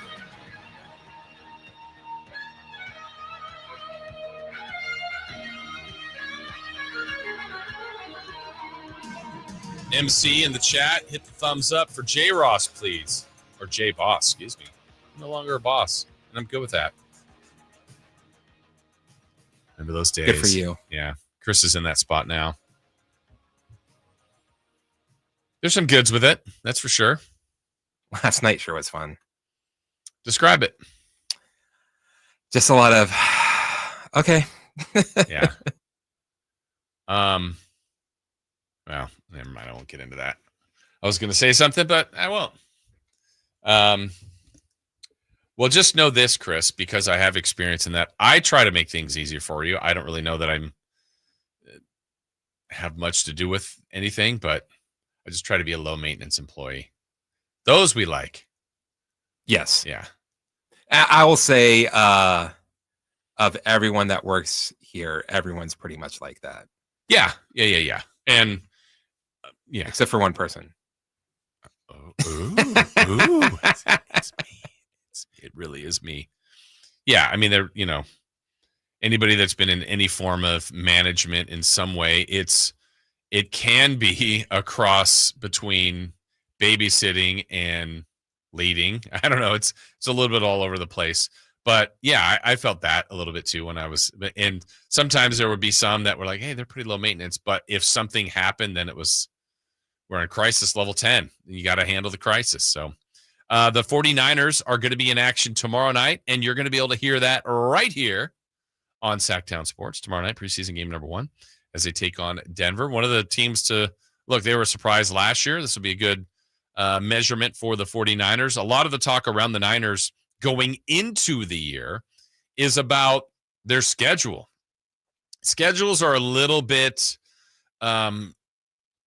tough to rely on as far as the predictability of it, because the reason it's deemed easier is you're going off of last year's schedule. The Niners finished in 4th. It's the divisions they got matched up with. On paper, all look more favorable to me for the 49ers. And so I'm going to go with that for now because we haven't seen any games played this year. And so, when you go, oh, man, they got a 4th place schedule, maybe some of those teams are having their bounce back years and the schedule is more difficult than anticipated. But I don't look at the Niners as a fourth place team. I think last year a lot of things went wrong. They've consistently been a good team for the last 5 years or so, but I think there's a couple things this team really, really hinges on, and it's pretty obvious. It's always going to be quarterback play. And Brock Purdy, I believe in Brock Purdy. I don't have a lot of questions about Brock Purdy, but part of his charm to me was his story. His story hasn't changed per se. His bank account has. I'm not saying that's changing him, but it might change the perception and his perspective on, or our perspective on him, excuse me. Because when you're 7th pick, Mr. Irrelevant, 7th round, kind of, oh man, he made the team, to he's the 3rd quarterback, to now he's 2nd string, to now he has to start, season's cooked. Oh wait, he actually played pretty well. The next full season, he played like an MVP. Okay, well, they've got their QB1. There's no mystery there, and I think I'm still a firm believer in Kyle Shanahan, the plays he called, his offense, when everything's right. And I think the Niners and Kyle Shanahan are a little bit of that team. When things are right, when they're laid out, and you could probably say this about a lot of teams, but I think when it's laid out right, they're healthy, they're playing under their terms, they're really, really hard to beat. And that might seem like an obvious statement, but I'm trying to signify, like, when they are matching their best players' talent and it's hitting the best parts of their defense, when their defensive line was at one point was something to really fear. It hasn't been that way. It certainly wasn't last year. When they were dominant in stopping the run, when they were converting big 3rd downs, when they were scoring touchdowns instead of getting field goals, when Christian McCaffrey was playing like an MVP as well, they are hard to beat. Look, they get ahead of people. They dictate the terms of the game, try to catch us. And they didn't lose a lot of games that way. Every once in a while, I mean, certainly weren't a perfect team. When did it go wrong? Turnovers. Brock Purdy, I remember the year where he was one of the MVP candidates, and they were playing Baltimore, and I think that was a Thanksgiving night game, Christmas, something. There was some sort of holiday to it, and he threw a bunch of picks, and it was one of his worst games as a pro. Lost the game, kind of the MVP went away, and boom, still made the Super Bowl. Anyway, I think this whole thing hinges on Brock Purdy offensively and certainly Christian McCaffrey. I feel like if McCaffrey is out, it's just a completely different offense and a completely different team. McCaffrey has the ability to score from anywhere at any time at any play. He's a good blocker. He's a good, obviously, runner, great pass catcher, can throw the ball. He opens up everything for the playbook. And let's hear from Christian McCaffrey. And he's talking about his teammate Brock Purdy here in this cut.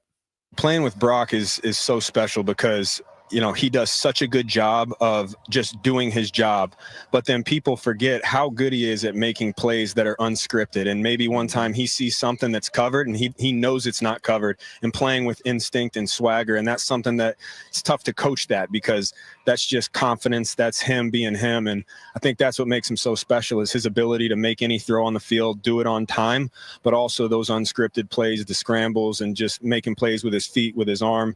You know, some of those things you just can't teach, and that's what makes playing with him so great. we're just going to roll that clip next time someone asks about Brock Purdy. Right? Yeah. Let Christian just handle it. But again, we can't deny or forget that a year ago, 6 wins, 11 losses. And it started promising with a pretty complete win over the Jets, losses to Minnesota and the Rams. The Rams was a bad game there. Beat New England, so you're 2-2. It's like, all right, figure this out. Arizona, bad loss by 1. They blew that second half. Evened it up with a win against Seattle. Lost to the Chiefs. Beat Dallas. Got to the bye week at 4-4. Beat Tampa in Tampa 5-4, and then boo, off the cliff. And I had honestly forgotten that's how badly it ended. Losses to Seattle, Green Bay, Buffalo. Beat Chicago. Lost to the Rams, Miami, Detroit, Arizona. 6-11. 6-11, where the prior year saw that team in the Super Bowl, and 12-5, got through the postseason of beating Green Bay, Detroit in that classic comeback, ultimately to lose the Super Bowl in overtime. So we know what this organization has been and is and will continue to be. Like, they're not comfortable with, hey, cute, we made it back to the playoffs, we had a bad year. Like, they have a Super Bowl in their mind. It's been a long time since they've won one. They've been a Super Bowl caliber team, but their key players, like the window is getting shorter on their key players. I don't know if it's closing on the organization. I think they draft pretty well. I think Lynch and Shanahan are a good combo. Purdy still got years to go, but McCaffrey doesn't have a ton of time left. Kittle doesn't have a ton of time left. Just the way they're built. Both. I mean, again, these guys this isn't their final year, but Warner, it's just, they've played. They've got experience. They're in that time where you've got guys that know what to do, still know how to play at a high level, still can do it, but they have less of those years ahead of them. So, and then you've changed some important pieces. I mean, Deebo Samuel was important to this team. Doesn't mean they can't fill that void. Trent Williams doesn't have a lot of time left. Like, they still have some elite players on this team. They've got a favorable schedule. I believe they got a good coach. I like a lot of things. Maybe Robert Saleh changing the defense again will help. I am optimistic about what they can do. I think the NFC is a little bit more wide open and more favorable. I don't even know if that's the right word. Detroit, Washington, Philly. There'll be some good teams, but, the Rams are good. What they've done in the past where they really excelled was they dominated the Rams in regular season play. The Cardinals and the Seahawks. I mean, if they can kind of control that division, take care of this favorable schedule, we'll just do this real quick, let you know what it is for them, because there's a reason people are saying that about the 49ers. And that schedule this year has them with Seattle and New Orleans, Arizona, Jacksonville, Los Angeles, that's the Rams, Tampa Bay, Atlanta, Houston, New York, Los Angeles again, Arizona, Carolina, Cleveland, Tennessee, Indianapolis, Chicago, Seattle. I mean, it's favorable. It's favorable. It's really a great opportunity for this team to have a bounce back, but it's on Purdy. It's on McCaffrey to stay healthy, defensive line to get better, and stop getting field goals, get touchdowns, and that team can get back to one of the best teams in football and certainly in the NFC. All right. When we come back, 8 o'clock hour is here. The A's shut out yesterday. Another nice win. More young players responsible for that. What has year one in Sacramento looked like? Has it matched what we talked about, what you thought, what the appetite for baseball is here? Are you done with them? Are you happy with them? You want them to be here for a long time? We'll kind of cover all of that when we come back right here on Sacktown Sports. The Sacktown Sports 1140 newsletter right to your email. Get your latest on the Sacramento Kings, athletics, and Republic FC with the Sacktown Sports 1140 newsletter. Visit sacktownsports.com to join. This is the story of the one. As a safety manager at a manufacturing plant, he does everything he can to keep his coworkers safe. From finding ways to reduce risks to keeping safety supplies in stock. And for that, he relies on Grainger. Grainger offers a broad range of quality products and next-day delivery, so he can always play it safe. Call 1-800-GRAINGER, click Grainger.com, or just stop by. Grainger, for the ones who get it done. We all hear the radio ads about the IRS. They tell you to be afraid, to be scared, and they try to frighten you into calling. I'm not here to do that. Tax Relief Advocates is different. TRA is here to tell you that if you owe money to the IRS, whether it's $5,000, $50,000, or $500,000, we have a solution. It doesn't matter if you're sitting in your car, at work, or with your kids. No matter where you are, call now. 800-575-9861. Don't lose hope. TRA can eliminate or reduce what you owe to the IRS. Generous programs are now available that can give you a fresh start. Our passion is taxes and helping individuals fix their IRS problems. We have over 1,000 5-star reviews on Google and an A+ with the Better Business Bureau. You don't need to be afraid of the IRS any longer. End your tax nightmare today by visiting us online at TRA.com or call 800-575-9861. That's 800-575-9861. Tax Relief Advocates, real solutions for real people. Everybody knows that Sacramento Chrysler Dodge Jeep Ram is the spot to get yourself a brand new car. That's why people are coming from all over. Folsom, Elk Grove, Woodland, Roseville. But they also have the best selection of pre-owned vehicles. All makes and models, every one of them top quality, hand-selected by General Manager Chuck Dean. Over 70 vehicles below $30,000, over 25 below $20,000. You can see that full lineup at SacSuperstore.com. And if you find a lower price somewhere else, they'll match it. And on top of that, the best car buying experience anywhere. Sacramento Chrysler Dodge Jeep Ram. Americans may not agree on much, but we agree on Social Security. We all pay in. It ought to be there when we need it. Social Security could face a funding gap in less than a decade, and I don't want to see a pay cut. I'm with AARP in the fight to protect the Social Security we earned. Pledge to protect Social Security at aarp.org/weearnedit. That's aarp.org/weearnedit. Paid for by AARP. This message comes from Viking, committed to exploring the world in comfort. Journey through the heart of Europe on an elegant Viking longship with thoughtful service, destination-focused dining, and cultural enrichment on board and on shore. With small ships that bring travelers closer to the destination, there's more time to explore. And every Viking voyage is all-inclusive, with no children and no casinos. Discover more at Viking.com. KHTK HD1 Sacramento, KYMX HD3 Sacramento. From the Power Business Technology Toshiba Studios. Sacktown Sports, 1140. The Carmichael Dave Show. He's on the microphone when he's not on the microphone. He's playing a song, and when he's not playing a song, he's on the microphone, and then boom. With Jason Ross. No, he didn't. Yes, he did. Call or text at 916-339-1140. It's the Carmichael Dave Show with Jason Ross on Sacktown Sports. All right, show rolling right along here this morning. Happy Friday to everyone. Jason Ross here with you, Christopher Laud. I've got a half hour left. Final segment for me. Heading off to the golf tournament that we kind of have committed to as a station. At least we think so. We'll see if the guys are going to be doing the afternoon show from out there. But Alan will be in studio today, correct, Chris? He's here. Yes, he will be here. Okay. So looking forward to that. Davis. What? Oh, good for you. And Dave will be back with us a week from Tuesday. Where all you out there saying, Dave's on vacation again? Yeah, he is. When's your next vacation, Chris? September. Are you turning that into a vacation? Yeah. Trip down? I'm taking off that Friday and the next Monday. That's it? Yeah. Well, it's pretty good because I'm going to have Labor Day that week. So then just 3 days. Oh, it's in the same week? Uh-huh. Oh, nice. That's a good move. So just a 3-day week. And That's then a good move. The next week, have that Monday off. Okay. Nice.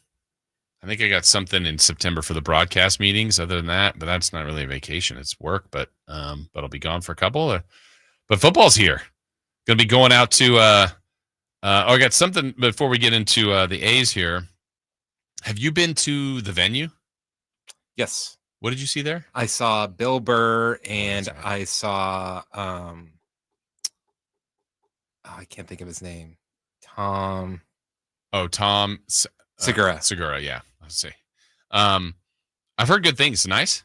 Super nice. Yeah, I've heard really good things about the venue. So tomorrow I am going to check out the Hornets. Stingers up. Sacramento State's having a scrimmage tomorrow, 4 to 6 out at Hornet Stadium. But then tomorrow night was asked to go to Def Leppard, which I like Def Leppard. But I was asked, and I'm like, I'll go. I haven't been to the venue. That'll be fun. Maybe gamble a little bit too. Have some fun. Do you know? I went to Reno recently, and the craps games that they have there are crazy. What do you mean? Because we all know like the table. Yeah. But the minimum bets for those are insane now. It's $15. Whoa. So what they have now is they just have the one stick person, and it's like part electric, part like play. Okay. So you've got like banks of like, think of them like video poker machines to where you make all your bets on there. Oh, on a machine. But then also there's a person that's picked, like you're going around the table, who gets real dice, and it's a smaller table, a real table, and like a dealer. So you actually throw the dice and play craps. It must be faster. I don't know why. It's not faster. Huh. Why do you think they did it this way? It's because like, so you need 3 dealers on a craps table. This one only takes 1. And then you also don't have people counting out chips. She's really there just to, he is there to just make sure the dice read correctly on the screen type of thing. Oh, because the payout just goes to your computer.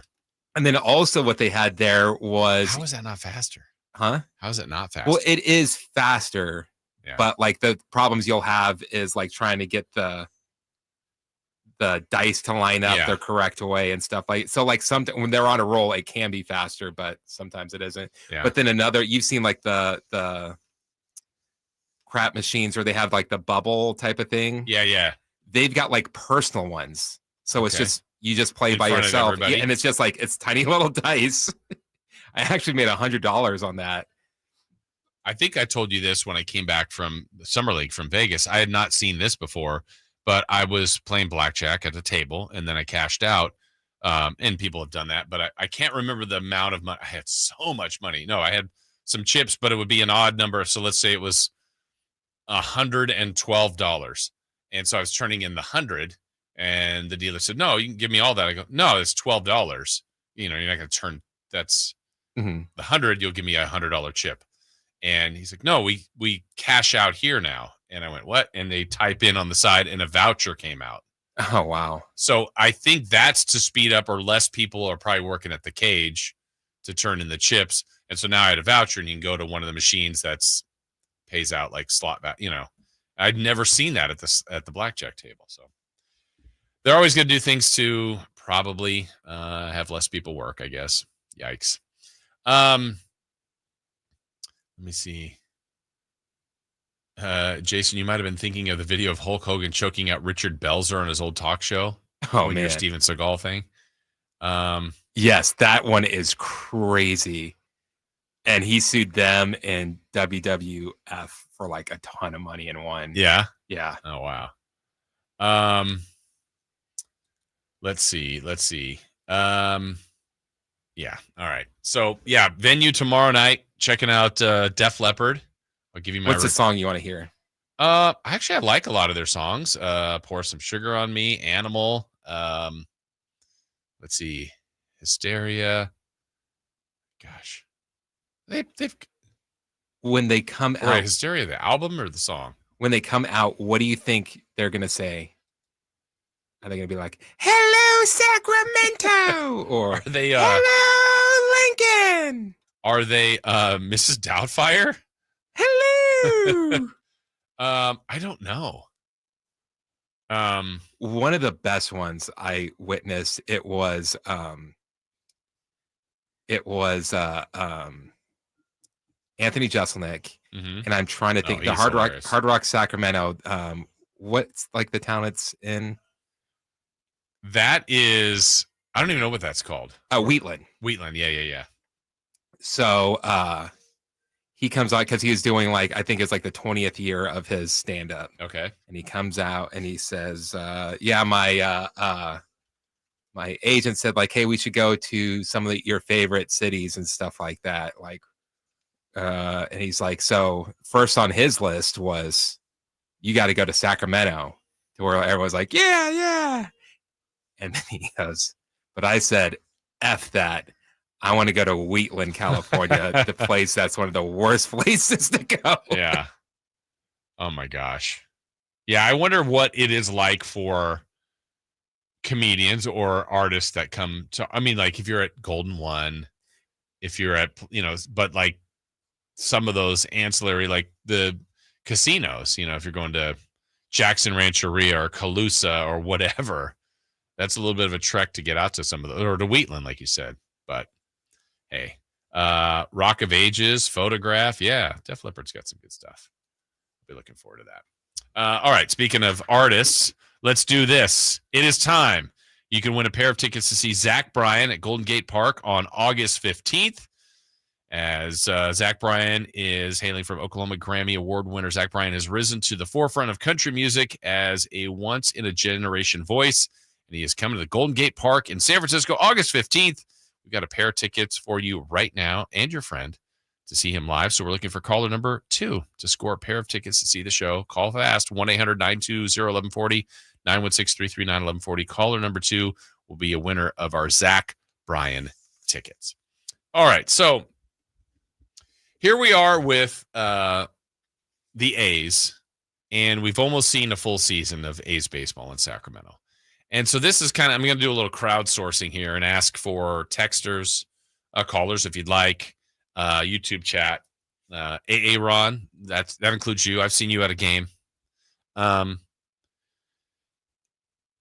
experience, kind of what we had talked about, what we thought about this team coming here.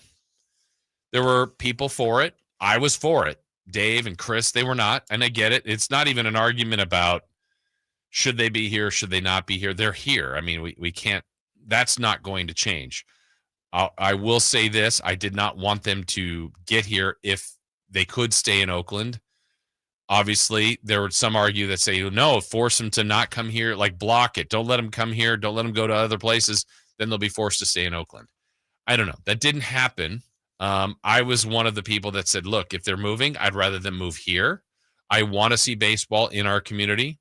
I've enjoyed it a lot. I really, really have. I would say I'm not an A's fan, though I have become one by watching them more. Factually, I'm a Yankees fan, and when the Yankees were here, I was very excited to see the Yankees play in Sacramento. I didn't then switch to the A's for that game. I wanted the Yankees to win. And I enjoyed it. I wanted to see Aaron Judge play. He hit a couple home runs while he was here. I went to all 3 games. Jason Dominguez on the Friday night hit 3 home runs. That was cool to see somebody hit 3 home runs in a game. Seeing the Padres, seeing the Cubs here, White Sox, Rangers, Mariners, Diamondbacks last week. Went in with a buddy. We got tickets. And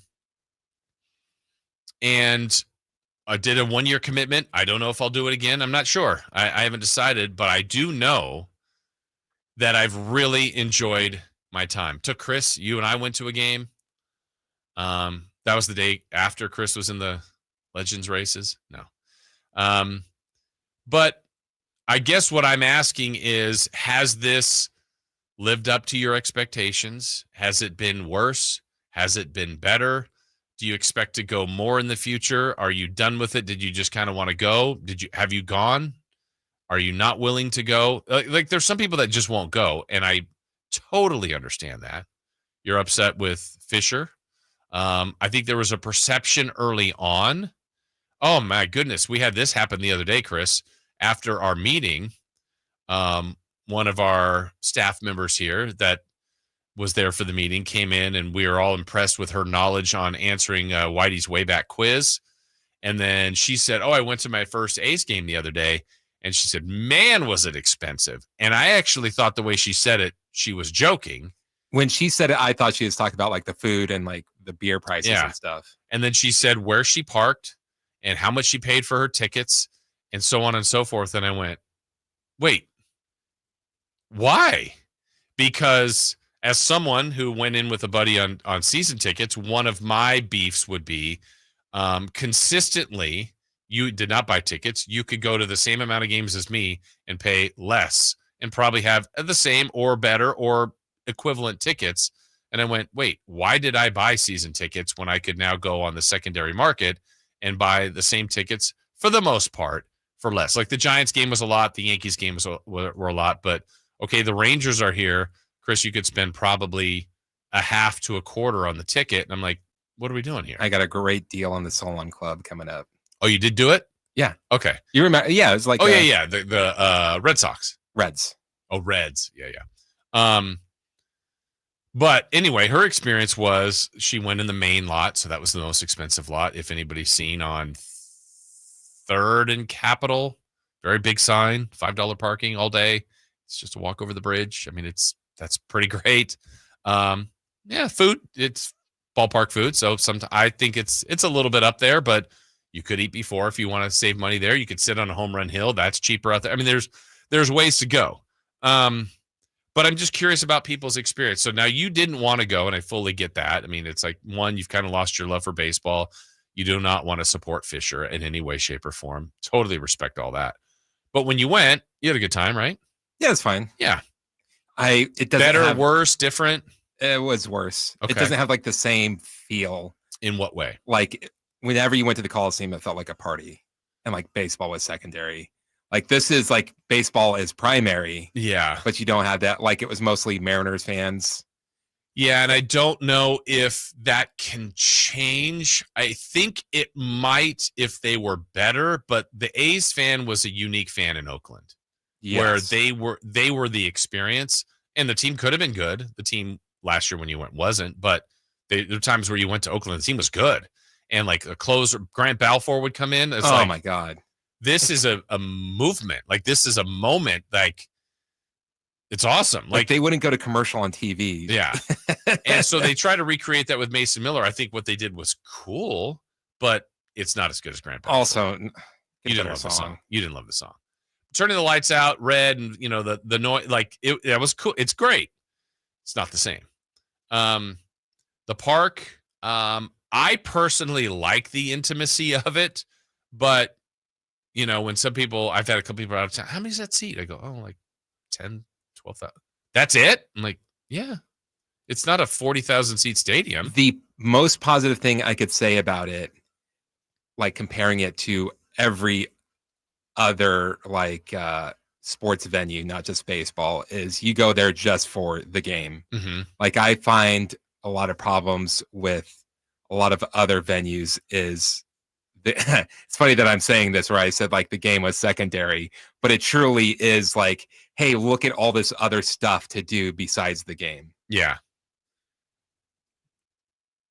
And there, you're right. I think your analogy, Chris, is like the game is the feature. The park's great. I mean, like the skyline, the view, but it's the game. And I will say my very, very first game, it felt awesome to park in downtown, walk across the bridge with other people walking in. It was the second game ever. I didn't go to the opener, but it was the second game they were playing the Cubs.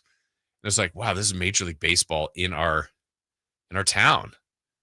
And it was a really cool feeling. And I like that. I mean, for the most part, like the Diamondbacks were just here. I went to that game. There were more A's fans than Diamondbacks, but there were more Cubs fans than A's fans. There were more Yankees fans than A's fans. There'll be more Red Sox fans when they're here. Logan Webb, didn't he say something like it was weird to be cheered? Yeah, like a visiting player. He's like, I didn't know if I should tip my cappers. Yeah. Like I didn't go to any of the Giants games, but I know that was well attended by Giants fans. And I think part of that is what the charm is for me. Like if you're a Giants fan in Sacramento, going to a Giants game in San Francisco is fun. It's an event, but it's a chore. But that doesn't mean it's like, maybe I'll get out there once, twice a season. It's a lot of work to do that. But the A's are hosting the Giants for 3 games over 4th of July.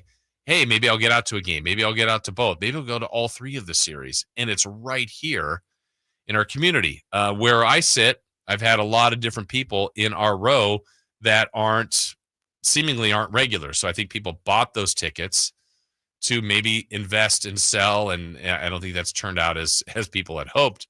I've did it to go to the games. But a lot of the people by me have been, I bought this on StubHub. I live in Reading, and it's just easier for me. I'm a Padres fan, and instead of going to see the Padres in San Francisco, this was easier to come here. I live in, this city somewhere in the outskirts. It's easier to come here to watch baseball than to go all the way to San Francisco or then Oakland. So now the team itself, let me catch up on some of these. Let's see. A.A. Ron, who I know was there, it says, I was an A's fan, but I don't really care about baseball now. I just go for the experience. Okay. Going to the Coliseum always felt like an experience where you were connecting with lots of individuals different than you, but united in your love for the A's. It's never felt that way at G1C with the Kings or Sutter Health Park. That's interesting. Does it feel that way with the Kings for you? for the Kings with. Like the way his description, going to the Coliseum always felt like an experience where you were connecting with lots of individuals different than you, but united in your love for the A's. It's never felt that way at G1C with the Kings or at Sutter Health Park with the A's. I don't agree with that with the Kings. Okay. It's different for me as, I'm working, and I mean, I see the Kings fans. They all seem like they're going nuts there at the game, but I haven't really been to the game, like sitting in the stands to feel what that feels like. But I think the experience to me is, I would say it's lived up to what I thought the experience would be, where I was wrong on the A's first year here. Chris, I remember talking with you and Dave. I didn't have any kind of predictions with the team. I know Dave thought they would be absolutely awful, and they aren't that. They're not great. But I think there's some things to be excited about. There's some young players. They did have that run. What, early on? Yeah. Yeah, where it's like, wait, are they going to be really good? They were 4 games above 500. Then they had a run of is this the worst team ever? Yeah. And now it's kind of normalized. Actually, the last 20 games, I think they're actually pretty decent. But it's not like it's going anywhere this year. But where I was wrong is, I thought every game this year would be sold out. I thought they would sell the tickets. And I think that was the early perception, getting back to kind of ticket sales, was every game is going to be sold out. Tickets are going to be hard to get. And there was early reports. We posted it like it's the most expensive ticket in baseball. And factually, it might have been at the very beginning. And maybe some have paid that. But now it's not the most expensive ticket in baseball. You can get tickets day of game. You can get affordable ticketing. And I think the thing that I'm going to watch now, Chris, is publicly, we've said it, others have said it, and I've seen people there have been bothered by, and I'm bothered by this, that they have not embraced Sacramento, the organization. We don't see Sacramento A's anywhere. Now there's a few more things showing up where you're seeing the Tower Bridge and Sacramento. These are shirts that some people are creating, and different things are showing up. I think there's going to be a little bit more of a push to be connected with Sacramento. I don't know if that's too little, too late. I wish they had done that. But what I have seen is Nick Kurtz yesterday, Jacob Lopez, Caleb Thomas at his first home run, who's got a good prospect for the A's, Jacob Wilson. Like, there are some things here that, and then to go with existing guys like Brent Rooker, Lawrence Butler, this guy yesterday, Tyler Soderstrom. There's 2-2 pitch. That swung a drive to deep right field, going back half to the third, and it's gone. Tyler Soderstrom with a home run. The A's lead it 5-0. So there are some pieces here that make it more fun to go out and watch. So it gives us professional baseball. Next year, for example, on the schedule, the Dodgers will come through here. So next year you'll have the Dodgers, the Yankees, the Giants, Red Sox, still some power teams. Some of the others, let me see, National League, who didn't come through this year that'll be here next year. The Marlins, the Nationals, that's not as promising. Brewers, Pirates, maybe you'll see Paul Skeens, Cardinals, Rockies, Dodgers. I've enjoyed it. I really, really have. Let's see. I've been to 3 A's games, and the experience is great, but the team is so bad, I always end up leaving by the 4th inning. Okay, that's a different experience than mine. I'm usually a get there and stay and enjoy the game. In Oakland, even when the A's weren't drawing well, you still had the drummers in the right field, the vuvuzelas throughout the Coliseum. Yeah? Back to kind of Chris's point that it was more of a party to be there. So, I don't know. All in all, if you look at the team, back in 2022, they won 60 games for the whole season. They won their 51st yesterday. In that 2022 season, they won their 51st game on September 11th. In 2023, the A's won 50 games the entire season, so they've already won more than that year. Last year, they won 69 games. They won their 51st game on August 13th, so they're a little bit ahead of that pace. But I think with the young pieces, with hopeful development. The things they've got to address, their defense at times is not good. Bullpen has been shaky. And trading Mason Miller out, they need to kind of solidify some people in that bullpen. Work on the starting pitching. Their hitting's good. That lineup's good. And, another year of development, another year of adding the right pieces. And we'll see. We shall see. But Nick Kurtz, I thought Jacob Wilson had the Rookie of the Year in the bag, his injury, and the way Kurtz has just come on like crazy to win Rookie of the Month, to, produce offensive numbers that he was expected to do, got off to a slower start, and now he's just mashing. So it's a fun team to watch. And next week they'll be back with some home games here, and you can see me at the park again. I love it.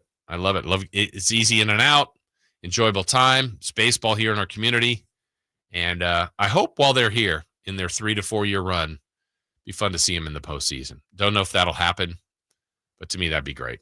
Be a lot of fun to see. All right, well, for me, that's it. We have more show coming up. Brendan Nunes is coming in. Oh, good for you. Have to make the journey out to the golf tournament that I think Draper and Whitey will be at later as well. That's the word. We'll see. That's getting tested.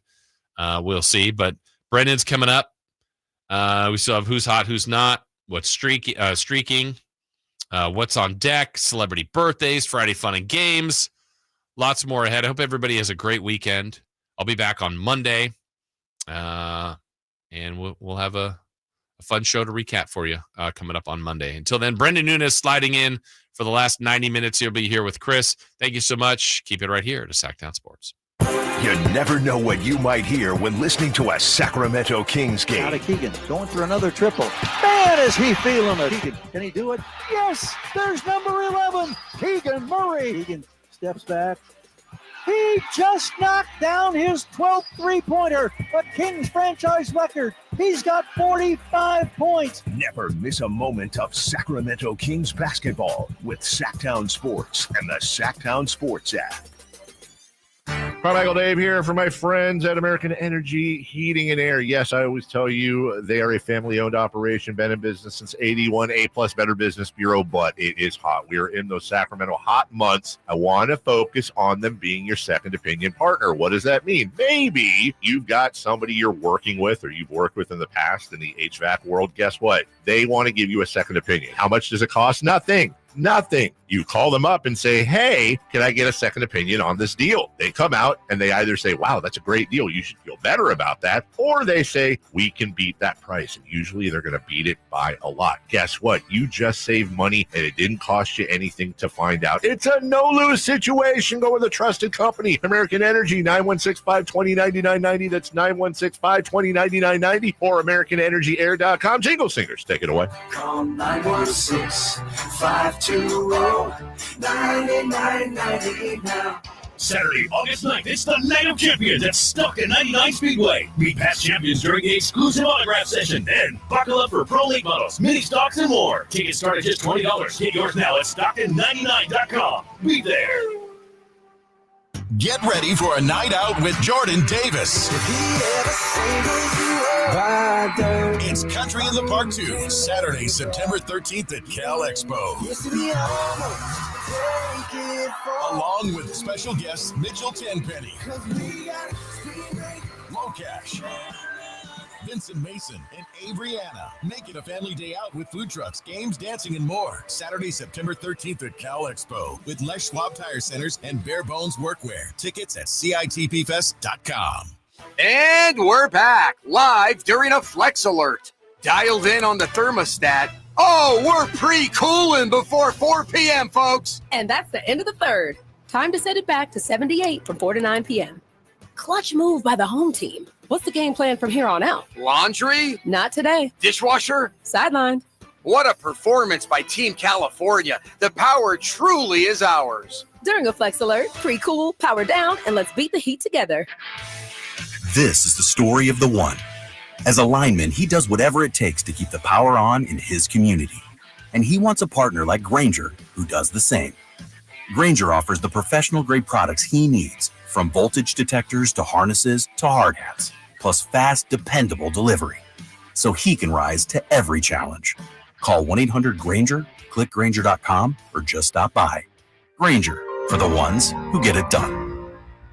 Rivercats Baseball is your home for Giant stars in the making. On Friday, August 22nd, the first 2,500 fans through the gates of Sutter Health Park get a Giants Grown Here t-shirt for free. Get your seats now at rivercats.com. Labor Day savings explode at Elk Grove Chevy with $3,000 off MSRP on every new 2025 Trax in stock. $3,000 off Trax exclusively at Elk Grove Chevy. Now that's big, huge. See them all at MadeAChevy.com. Together, let's drive. See you for details.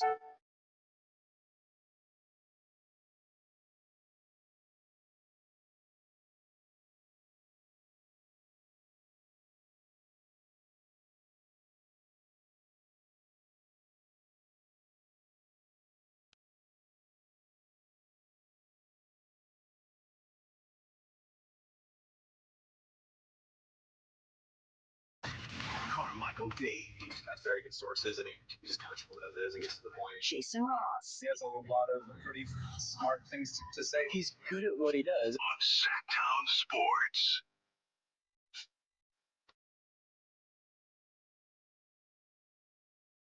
Brendan Nunez here, filling in for Jason Ross. I'm going to finish out the morning show here, taking you up to 10 a.m. Shout out to Jason for filling in here. Hope Carmichael Dave's having a great time wherever he's at. I can never keep track. And yeah, I'm going to be filling in for the rest of the show here. Appreciate everybody still tuned in here on Sacktown Sports. Obviously, we're going to dive into a handful of Kings things, but I kind of want to talk about, just very briefly, I went on a trip to Southern California recently, and my family and friends down there are very into thrift shopping, which I know I'm not like, this isn't some brand new thing here. Family and friends in Southern California. Yes. Okay. I have both, believe it or not. Okay. It's true. Oh, I see where we're going with this for a lot. Family and some close friends and down there. But I decided to try and check out the thrift shopping around here yesterday, which really is not much. So I'm kind of looking for recommendations. I don't know if you have any, Verlot. I went and looked at a place called The Cave, which was kind of cool. But then I find myself, I'm like looking at vinyls and I'm like, well, I'm never going to actually play one of these. And how much of a waste of money is it to buy one to just like put in the background of something? It feels like I should just buy a picture of the album cover at that point. But I like when I went to Petco Park for the first time, and I'm like, okay, I want to check out the surrounding thrift shops because I'm like, this is the perfect place that you can get like the cheapest sports related stuff. I went to Utah a while ago and I got like this cool, you say cool, but it's just like some cheap Jazz shirt that says take note. It's one of the ones that they like put on the seats for when have their playoff games, however many years ago that was. But I was like, it was not much going on thrift shop wise yesterday. There's a De'Aaron Fox jersey at this point in there, which I guess is not the most surprising at this point, probably belongs to be in there, but curious for any thrift shop recommendations. Like I said, I checked out The Cave. I don't know, for a lot, if you do any thrifting of any sorts. Yeah, that's not me. No, fair enough.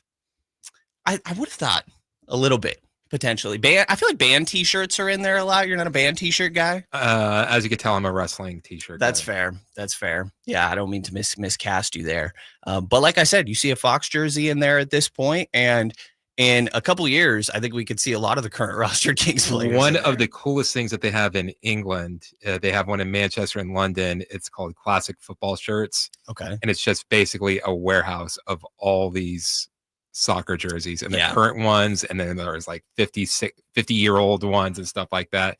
That's something I'd like to see. I think Mitchell and Ness might have something like that, but I haven't heard of like a spot like that. Yeah, I would definitely want to do that. Soccer is the one that I'm like not that into, and I don't really have a team. I know obviously you're different there, but if I were to, because I want to get a kit, right? I've been thinking for a while. Like I say kit, I'm tapped into this a little bit.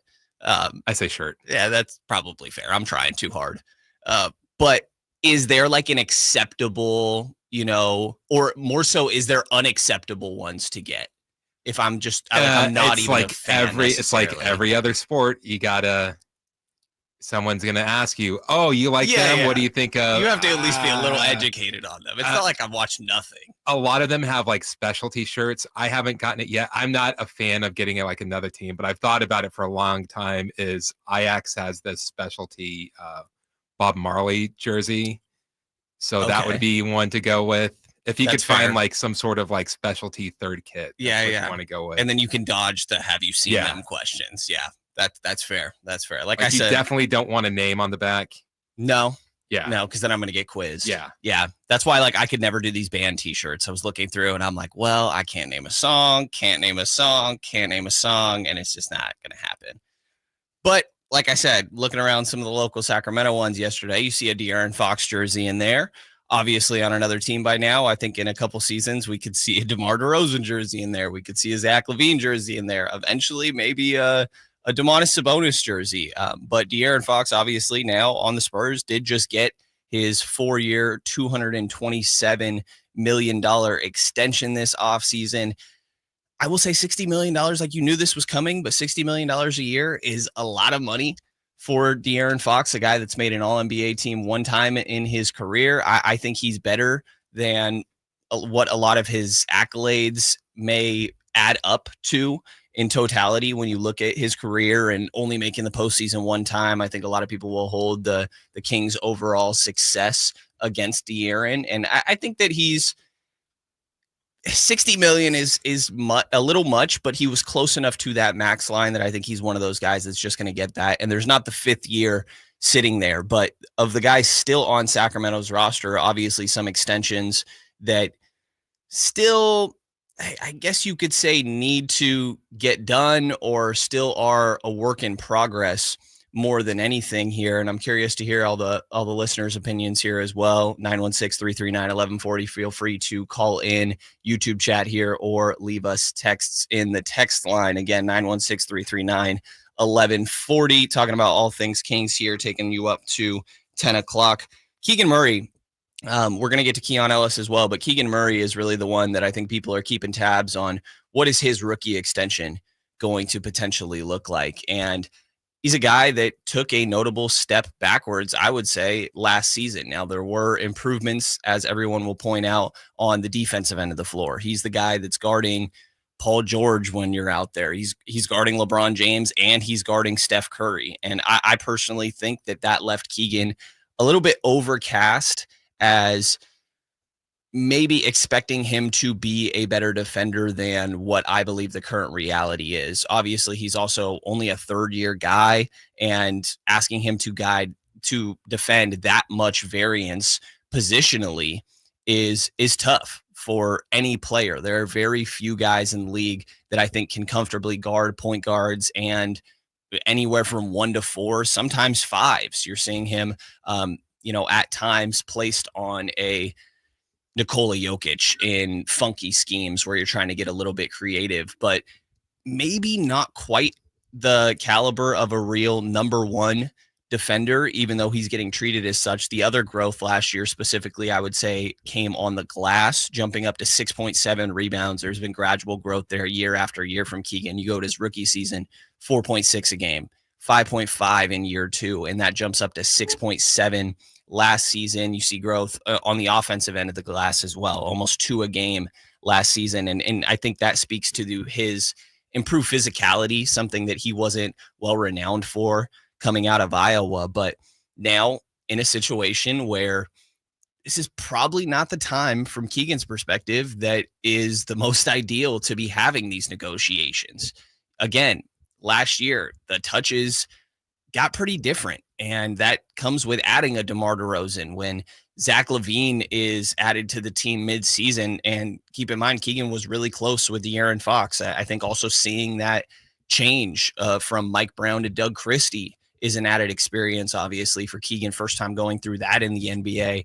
I think back to early in the season when De'Aaron joked that Keegan was just asking him, man, is this the craziest year you've ever been a part of? And that was before De'Aaron got traded. And De'Aaron just kind of laughed at him like, nah, I've been in Sacramento for a while. We've seen some crazy seasons, but this is Keegan's first time experiencing something like this. And now he and his agent have to go into contract negotiations based off last year's production, essentially, because it's just the most recent piece of work. That's what the negotiations are going to be centered around, when this is also a guy that put up 40 plus in a game, albeit against Utah, but you've seen him be able to catch fire. You see more glimpses than I personally expected at the time of him being drafted fourth of offensive creation, putting the ball on the deck a little bit, attacking closeouts, getting better and more physical, finishing around the rim. I say better. I think that we were starting from a fairly low point in that aspect, to be honest. But now it's how much money is this guy worth? And obviously you're talking about rookie scale extensions. You're betting on the future here. You're betting on his potential ceiling outcome as a 24-year-old, only about apparently 11 days from turning 25, by the way. We got Keegan's birthday coming up here on the 19th.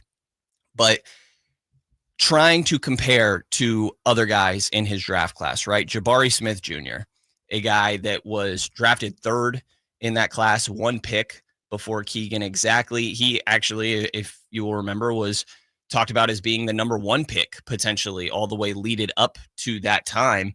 And now Jabari is in a kind of weird spot. I think he's similar, where it's trying to figure out the future of what his potential is can be a little bit tough to gauge. The handle, I think similarly to Keegan, is a little bit of a question, where does your self-creation come from if that is one of the things that you struggle with a bit at times. And pretty much a very good, but also young with more upside 3-and-D player at this current point in his career, I think is very much what Jabari falls under. And to go through how similar Keegan Murray's and Jabari Smith Jr.'s numbers were from last year, I think is a good exercise, because Jabari has already inked his 5-year, $122 million extension with the Houston Rockets. That's about $24 million a year, right about on average for what starters are getting in nowadays NBA. You know, I saw someone online, I think this is a little bit hyperbolic, but essentially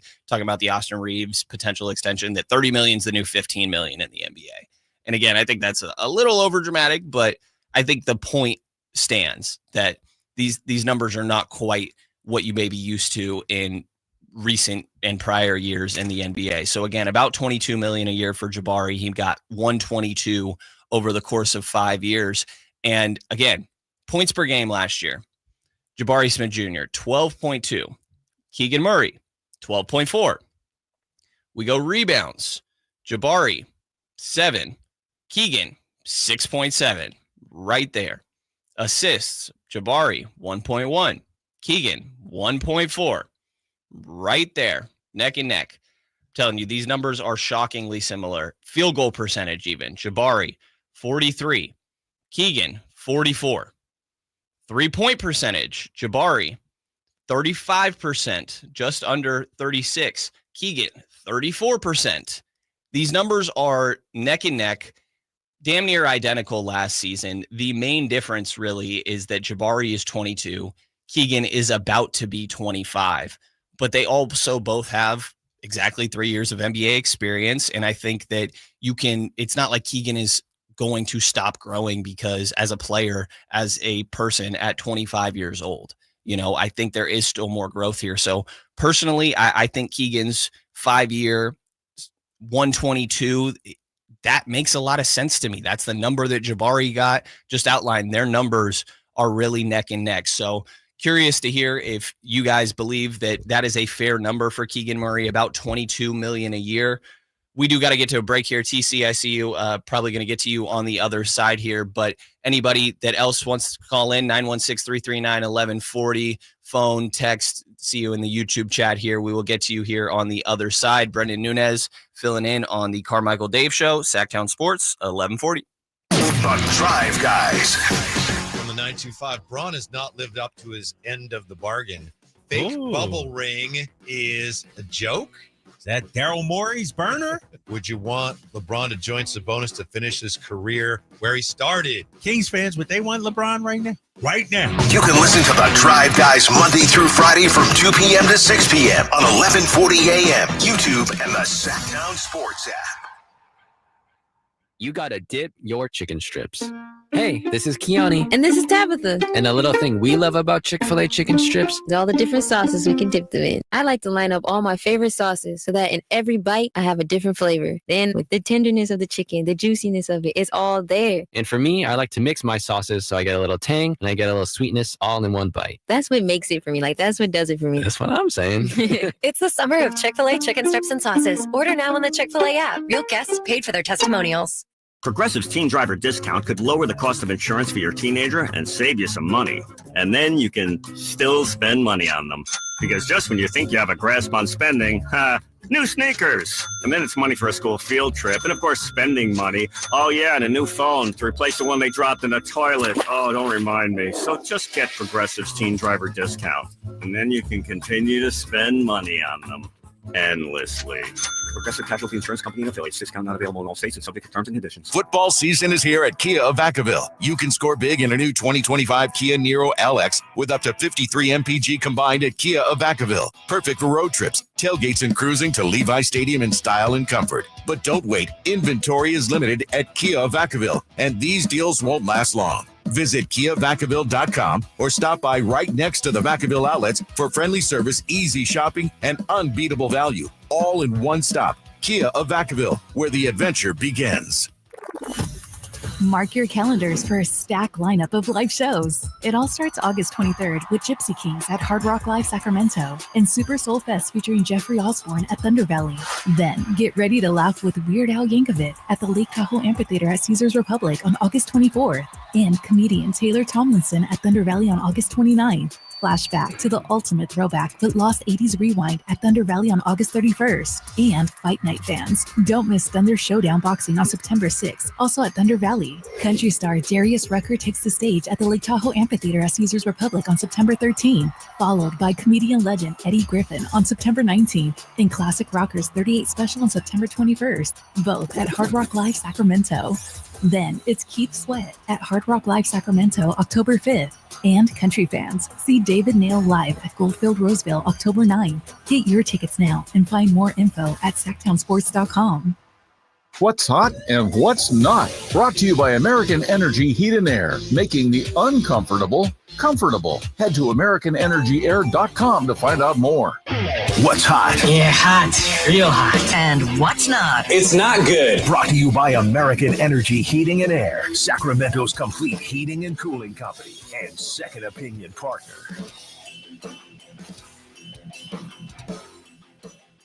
Well, Brendan, you're probably wondering who's hot. Always. And I'll let you know it is the Milwaukee Brewers. They're on a 6-game winning streak. They've won 9 of their last 10. They're also the first team in Major League Baseball history to have a road trip of any length. They scored 50 or more runs and did not lose a game and did not commit an error. That seems pretty good. It's pretty hot. No, who's not hot? Who? Their opponents who they're going to be facing, the New York Mets. They are currently on a 4-game losing streak. They've only won 2 out of their last 10, and they are 2.5 out in the NL East. I think that's right after coming off a winning streak. They were probably on What's Hot not long ago. Yeah. Just taking down the Giants. When I went to Petco for the first time. Apparently, I just keep mentioning this, but went to a Mets game down there, and I mainly was just trying to go to a game because that's when I happened to be down there. I totally forgot about the whole Juan Soto saga of all this. They booed the crap out of him down there. And honestly, that added to the experience. I thought it was a great time. Also, I don't think I was aware how good of a fan base the Padres have. I'm sure Kyle back there would get on me for not being as educated on that, but they had a phenomenal fan base. It very much reminded me of the Kings, where people are like, hey, this is just the team in the city for sure. And, obviously Mason Miller going over there, you heard him have some comments about the difference in playing in that atmosphere compared to playing at Sutter Health or previously playing at Oakland, which not quite exactly what he was talking about. Definitely the difference between Sacramento and San Diego, but baseball wise, you can see it. But I think there's some parallels between that baseball team and at least the fan base and how that city supports them compared to what you see with the Kings in Sacramento.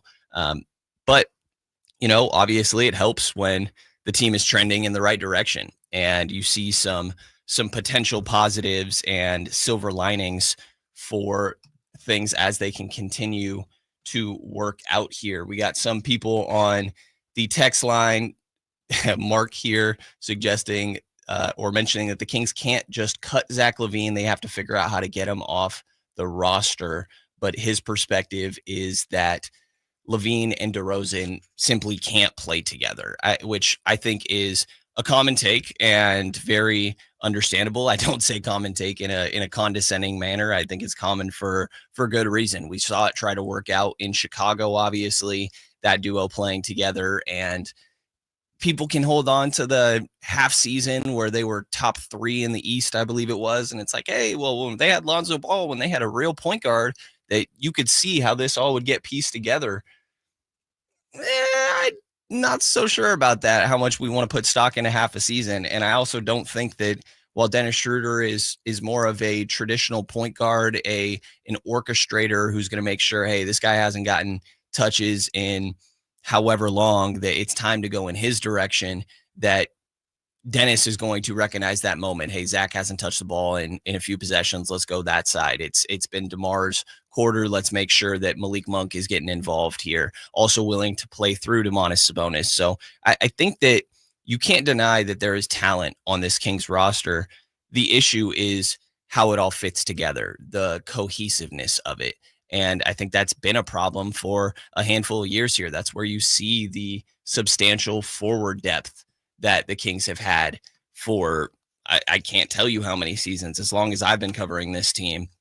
And that still very much exists. Like the Russell Westbrook stuff is interesting to me. I do think their interest in Russell Westbrook is definitely real and something that Scott Perry is strongly considering. I keep coming back to, it feels like the identity is what you hear anytime Scott Perry is talking about his goal for next season. It feels like the first thing that he mentions tirelessly, and I appreciate the consistency in his messaging, is that he wants to build an identity, right? And that has just as much to do with on the court as I would say off the court. The identity things that Scott is always pointing to are being competitive, tough, team-oriented, disciplined, accountable, and professional. And while DeMar DeRozan isn't a great fit on this current Kings roster, I would say he definitely is competitive. He's definitely tough. He's team-oriented. DeMar is disciplined, accountable, professional. He fits all of that. And one of the things that you have to factor in here, and again, I'll say that because I think that Russell Westbrook falls into all of these things as well, is that while that's true, and that is helpful for building your identity, this team also probably is not going to be competing in the Western Conference next season. I don't think I'm shocking anybody by saying that's where I stand on their current potential level of competitiveness. Sure, everything pans out correctly. Maybe they have a similar first half of the season or second half of the season where they're a top 5 team in the West, but I just struggle to see them being able to do it consistently. To me, this seems like a team that's going to be able to sneak some wins that you probably think they shouldn't against some of the top teams in the league. But just like last year, there's losses to Charlotte and Washington and Utah. Portland, I think, is a team that's really not going to be that bad this year. But just like in Portland, a lot of the talk, right, is, well, Drew Holiday doesn't make that much sense on this Portland team. Why are the Trailblazers going in that direction, willing to pay him upwards of $30 million for the next 3 seasons? They already have Scoot Henderson in place. Anthony Simons was there. That's who they sent to Boston in the deal that acquires Drew Holiday, right? But a lot of what I've heard about the Trailblazers is that, well, look at the mentorship that Scoot Henderson is now going to have. He's going to have one of the best offensive point guards, is it crazy to say of all time, of this generation, maybe is the safer way to say it, in Damian Lillard as a mentor, right? Dame obviously not expected to play this season. If he does, it would be very late into the year. You also have what I've heard some former players call one of the best defensive players of all time. I'll stick to more so of this generation with Drew Holiday. And Scoot also gets to learn that side of the floor from a highly touted veteran on both sides between Dame and Drew. And while that's the other side, right, to, well, is Drew going to take minutes from Scoot? And in that scenario, I don't think so. That probably applies more to, as I translate it back to the Kings here, the Russell Westbrooks and the DeMar DeRozans. Russ, if he joins on, is he limiting the minutes that Nick Clifford is getting in year one? Is Devin Carter getting less of a chance to develop headed into year two? I think that very much is a good argument. That is probably going to be the case. But does getting less minutes in your rookie season, in your sophomore season, is that the key to this development, or is it learning these habits, learning the, again, 6 identity things that Scott Perry wants: competitive, tough, team-oriented, disciplined, accountable, professional? I think learning those things from veterans like Russell Westbrook, like DeMar DeRozan, is probably more valuable than simply just getting as many minutes as possible, trial through fire. You get to play and learn through your mistakes. Having that veteran leadership, that mentorship is important. Domantas Sabonis will tell you what Russell Westbrook meant to him throughout his career. Domas was Westbrook's vet in his MVP season with the Thunder. If you'll remember, that's where I think Domas was originally drafted to Orlando, if I'm remembering that correctly, and then traded on draft night, but played for OKC after being traded on draft night in his rookie season. And, you know, the mama mentality aspect of all this, which again, the disciplined, accountable, professional, all falls into that. Like Russ and DeMar DeRozan are two of those guys that I think fit that. And I chuckle a little because I'm making all the points that have nothing to do with if it will actually make them better as a basketball team this season. But I think that's kind of because I'm at the point where I don't want to say I'm phoning it in on this year. There are definitely absolutely things to watch for, but it feels like a little bit of a gap year. It feels like the Kings are waiting until they can rework the top of this roster. I know I just spent time talking about what DeMar can bring to the young guys, but I still think that they are going to be trying to move on from him. They're going to be trying to move on from Zach LaVine. They're going to be trying to move on from Domantas Sabonis, but it is more complicated than just wanting to do that. Figuring out the right deals and not rushing through that process is just as important for Scott Perry as he takes over this team. Patient but prudent is wording that you often hear the new Kings general manager use ever since he has taken over the job this last offseason. But going to dive into just how good Domas, Zach, DeMar could be as a trio currently, but more importantly, I would say for the long-term outlook of this team, what they could potentially get in return for some of these players as time goes on. Going to dive into that here on the other side. Happy to take calls, texts, anybody on the YouTube line here, 916-339-1140. Brendan Nunez here filling in for the Carmichael Dave Show, Sacktown Sports, 1140. It's time to go the Carmichael Dave Show with Jason Ross. One of our chatters, Jess, was in the building. They're having a conversation about media. She said, not media like Dave. I mean real media. Dave is weird media, which is fine. You're so weird media. Weird media. You can listen to the Carmichael Dave Show with Jason Ross Monday through Friday from 6 a.m. to 10 a.m. on 1140 a.m. YouTube or the Sacktown Sports app. This is the story of the one. As a safety manager at a manufacturing plant, he does everything he can to keep his coworkers safe. From finding ways to reduce risks to keeping safety supplies in stock. And for that, he relies on Grainger. Grainger offers a broad range of quality products and next-day delivery, so he can always play it safe. Call 1-800-GRAINGER, click Grainger.com, or just stop by. Grainger, for the ones who get it done. I'm Matt Morgan of Morgan & Morgan.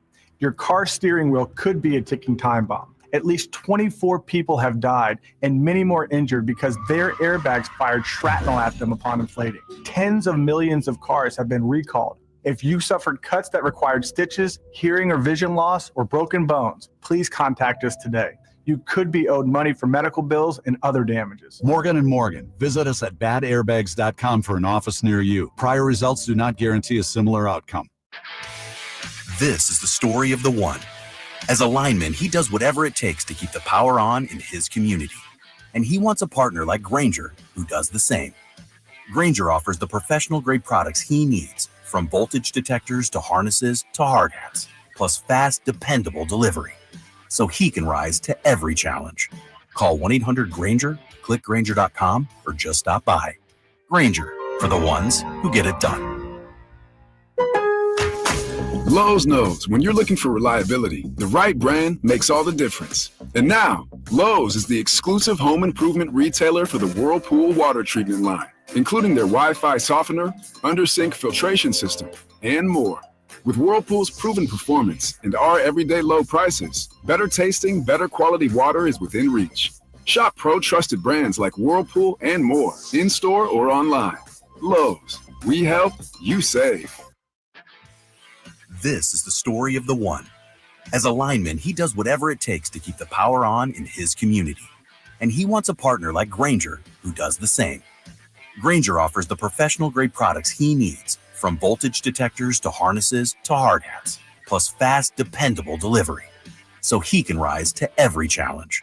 Call 1-800-GRAINGER, click Grainger.com, or just stop by. Grainger, for the ones who get it done. KHD1 Sacramento, KYMX HD3 Sacramento. From the Power Business Technology Toshiba Studios, Sacktown Sports 1140. The Carmichael Dave Show. He's on the microphone when he's not on the microphone. He's playing a song, and when he's not playing a song, he's on the microphone, and then boom. With Jason Ross. No, he didn't. Yes, he did. Call or text at 916-339-1140. It's the Carmichael Dave Show with Jason Ross on Sacktown Sports. Carmichael Dave Show with Jason Ross. No Carmichael Dave. No Jason Ross, currently. He was here this morning till 8:30. I'm Brendan Nunez, filling in until 10 o'clock. I feel honored to have my own sound here, Verlad. I appreciate you for that. It took me long enough. You know, Frankie has a bunch of nicknames. Chris, we bring the boom. Yep. That's what we do. That's probably the best one. Pizza Guy, I think, was up there, but I think the Cowboy. boom. Yep. That was the original. That's right. That's right. The King's Cowboy. That is, yeah, Kyle will still play Kid Rock every single time that Frankie joins us, joins Alan for the round table there. So, you know, I'm honored. At least I shared a last name. By the way, funny random little tangent on that. You know, my last name is Portuguese. I've been claiming that I'm Portuguese my whole life. I just found out that I am not Portuguese. Oh, how'd you find that out? My dad is adopted. I didn't find this out till like fairly late in my life, which whatever. And he like just met his real dad, essentially. And his mom had told him, oh no, he's Portuguese too. He's not Portuguese. He's not Portuguese. It's like Viking, which what is like Swedish or something. I got to get the actual DNA test results from my dad to see what this all looks like. Also found out that there's like a quarter Japanese on my mom's side. Not me. I wouldn't be a quarter. I'd be down to like 7% or something like that. Point being, I need to take a DNA test to figure out what is going on here, apparently. Don't go with 23andMe. That's what I heard. I just found out about this, actually. I was like, that was my first thought. It's the first thing that came in my head. I have mine destroyed. Destroyed? Just gone. Can you even like access it anymore? If you didn't want it destroyed, you can. Okay. Yeah. Easy process to destroy that? They told me they did. Okay. Yeah. Sounds safe. It's only very personal information. It's nothing important, you know. So yeah, kind of funny, but I'm going to continue to claim that I'm Portuguese because the last name fits. And I've already told way too many people to backtrack. My last name is French Swiss. Okay. I am not French. No longer. I am not French or Swiss. The no longer, like you just dropped it at some point. To be fair, it feels like I'm no longer Portuguese, to be fair. Not really. Again, I'm going to claim that for the rest of my life. So maybe I shouldn't have said that publicly. But I think that, I'm trying to think of a smooth segue here, and I really got nothing. There's some other foreign players on the Sacramento roster, and, I think that Reynaud is probably actually French on this Kings team, but some of the guys that will be in front of him, obviously getting the chance to learn from Domantas Sabonis, from Zach LaVine, and DeMar DeRozan. In the YouTube chat here, we got Mustache Spider, great name, asking, who's this mysterious free agent in 2027 the Kings want to sign so bad? Who's available? And the reason he mentions 2027, we've been mentioning 2027 a lot as a timeline that makes sense for Scott Perry to finally be able to rework this roster. And that's because so much of the Kings' money that they have currently on their sheets comes off the books in the next 2 seasons, right? The biggest contract they have is Zach LaVine. Not even all that close. I guess Domas isn't that far away, but Zach LaVine's making pretty much $48 million next season. The year after that, he has a player option for $49 million, just under $49 million. If I'm Zach LaVine, I'm probably picking up that $49 million. I don't think that's a guarantee. I think there's a world where he turns that down and reworks a deal with a team. There were talks earlier in the offseason about the Kings potentially doing that. I'll say that, take that for what you will, because there's always talks about them going in any possible direction. Any good organization is obviously going to consider all potential avenues that they could take in an offseason. But to me, more so, if Zach is turning down $49 million next year, again, it's probably because he's getting $30 million over 4 years in an extension. He's choosing to take a little bit less in the 1 year and extend that over multiple. I don't know if that is the most likely case. I think, again, that if the Kings are trying to move him, he probably ends up opting into at $49 million. But when there's only that remaining going into next year, then maybe he gets a little bit easier to move at the trade deadline. You go into next season, 2026, say he does pick up the 49, all of a sudden that's an expiring deal. That's a lot more movable, specifically at a trade deadline, maybe going into a season, but I think more specifically at a trade deadline when a team can think, hey, we just need one more guy. We need one more scorer. They can identify already what their weaknesses are and potentially think that Zach LaVine is a guy that could step into that, right? That's why maybe he will get easier to move over time, just because there are simply less years and less commitment left on that contract. But once you reach 2027, he's off the books. You could go in a different direction. Kings could look to sign and trade him at that point if they still wanted to rekindle some sort of value. Obviously, sign and trades being so common around the league now. I think most ideal thing is that they trade him prior to that. And again, next offseason, next trade deadline is probably what makes sense to me, but I think they're going to continue to try to do that. Other reason that 2027 gets mentioned is because DeMar DeRozan's in a similar scenario, 24, just under 25 million this season. And then next year makes 25 million with only a partial guarantee on that, where again, he gets a lot easier to move. Or you wait till 2027 and he is off the books. And that is about $75 million between those two players that would be coming off the books. The only players that are fully under contract for 2027 and beyond are Domantas Sabonis' $48.6 million. That will be expiring by that point. Malik Monk has a $21 million player option. The way things seem to be trending, he's probably going to be picking that up. And Dennis Schroeder has a non-guaranteed $15 million, a partial guarantee, $15 million going into that year. But then you have rookies like you got Neat Clifford, obviously. Maxime signed a 2-year deal. Still, Devin Carter will be on his rookie deal. But the Kings have flexibility at that point. And going back to shout out Mustache Spider's comment here of what players could be available in that free agent cycle for them to target. I'm just going to go down the list of names. Some of these are player options. I didn't dive into the specifics of every single one, who's likely to turn down and not.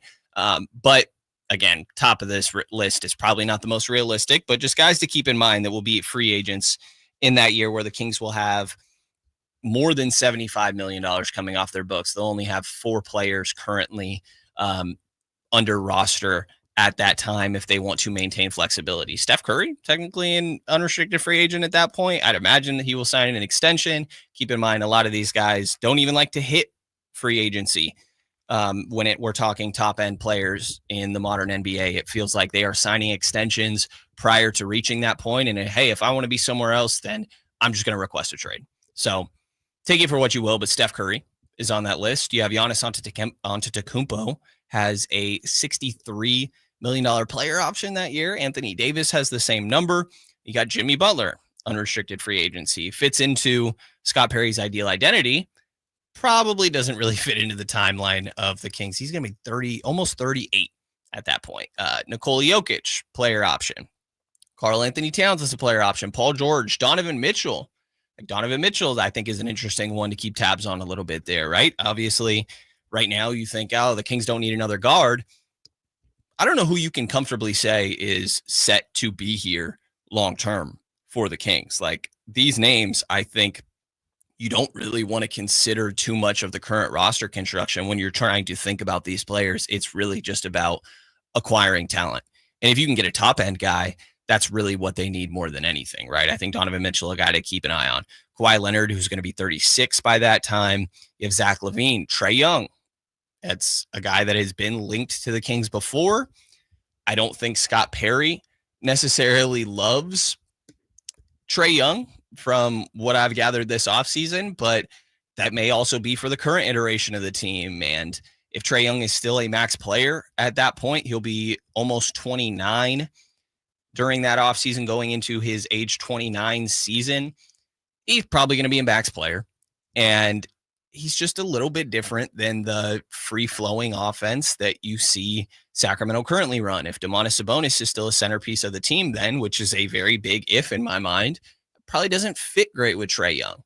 But that's one of those directions where I think that you'd unquestionably have a centerpiece, which is very much what the Kings are lacking. Now, whether or not you think Trae Young's good enough to be a number one on a championship team is a different conversation. And it's definitely going to be a different conversation 2 years from now.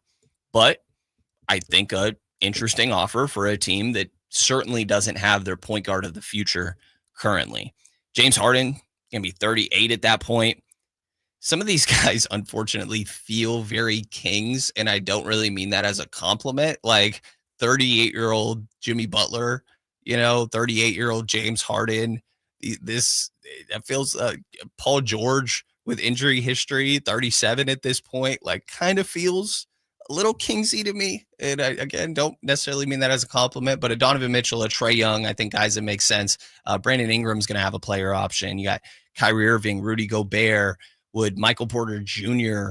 be somebody that has stepped into more of his own in Brooklyn and gotten a chance to spread his wings a little bit more? Could he be somebody that makes sense? Is Jalen Green going to turn down a $36 million player option? Will he have ballooned into something during his time in Phoenix?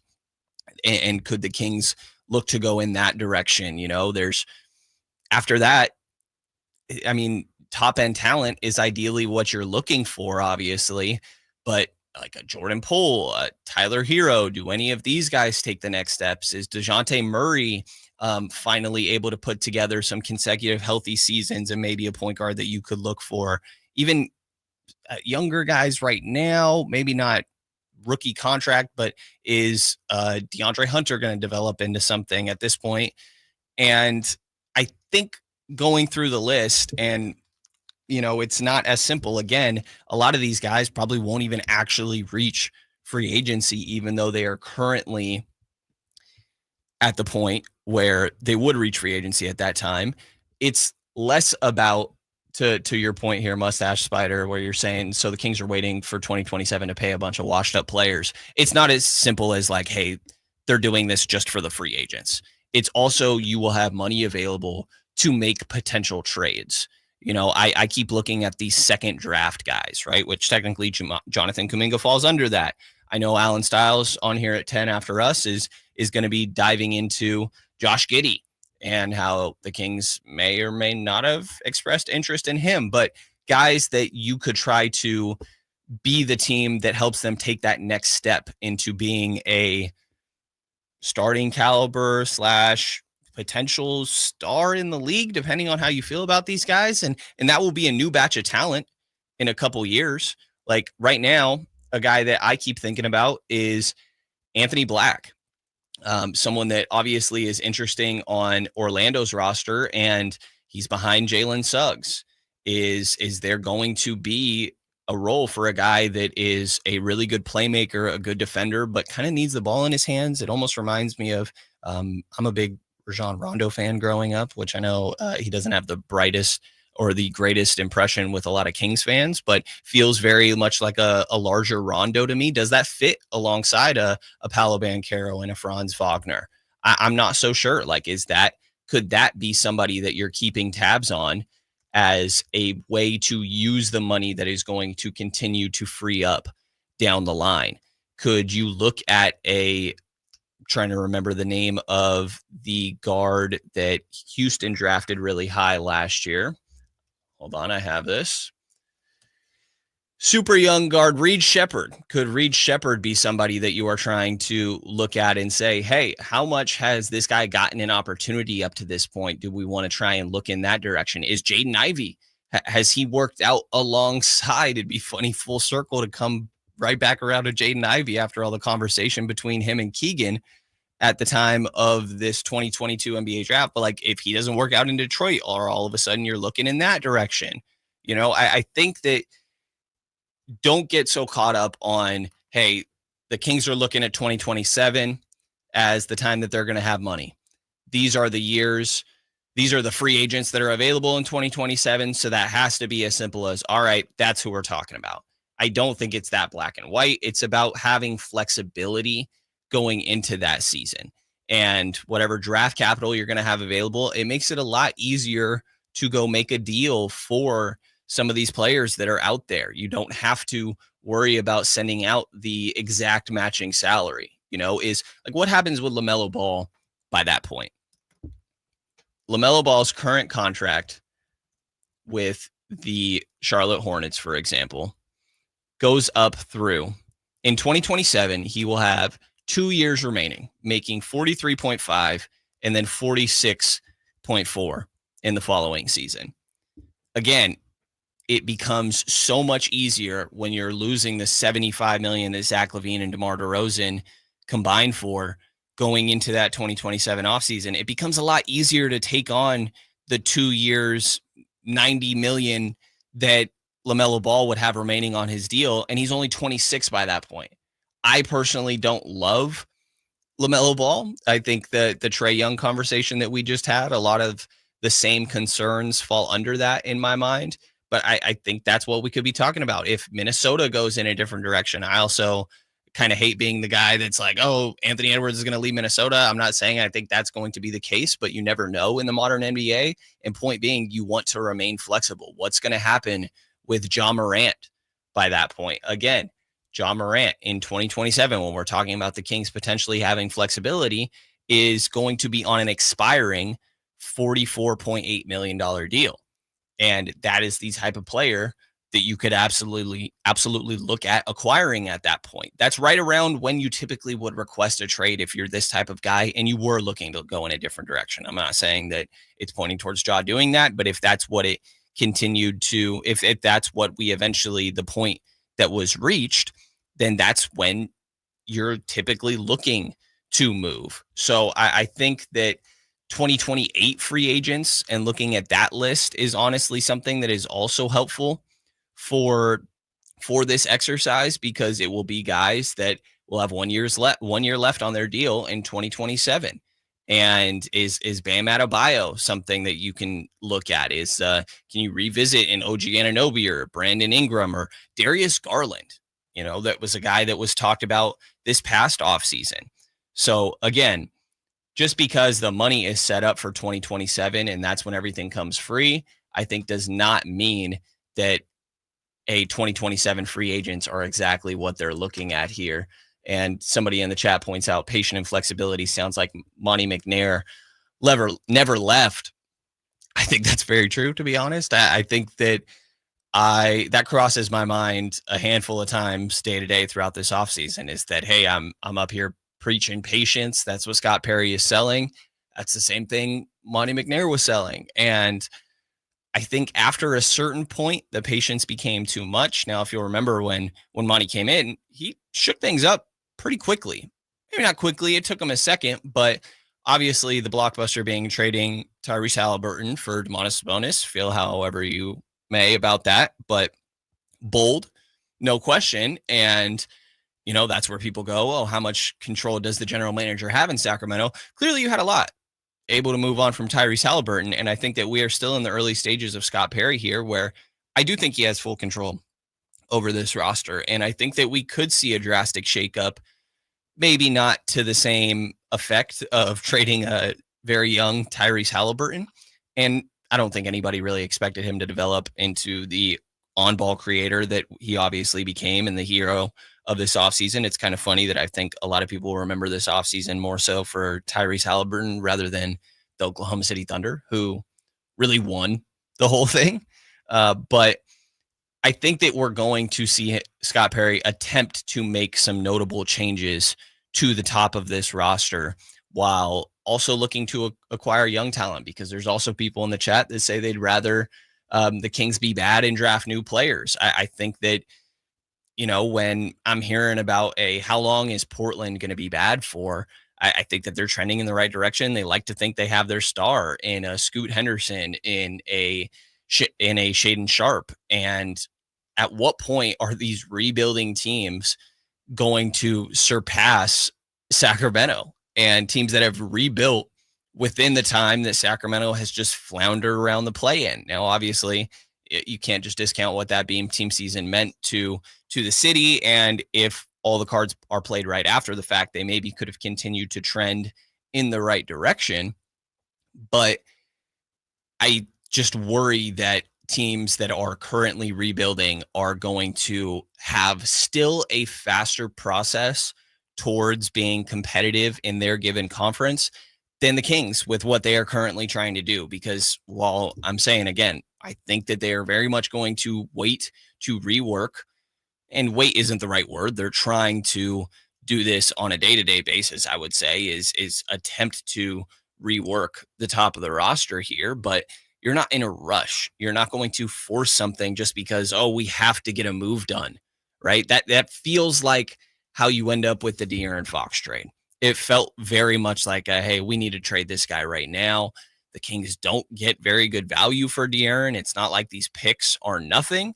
I believe it's 2027 unprotected Minnesota first. You have a 2025, I believe it is, San Antonio pick in there as well. So it's not like these things are nothing, but I think that Scott Perry would be dealing with a lot different situation. It's funny to be like, I think we're just kind of waiting out the Zach LaVine contract.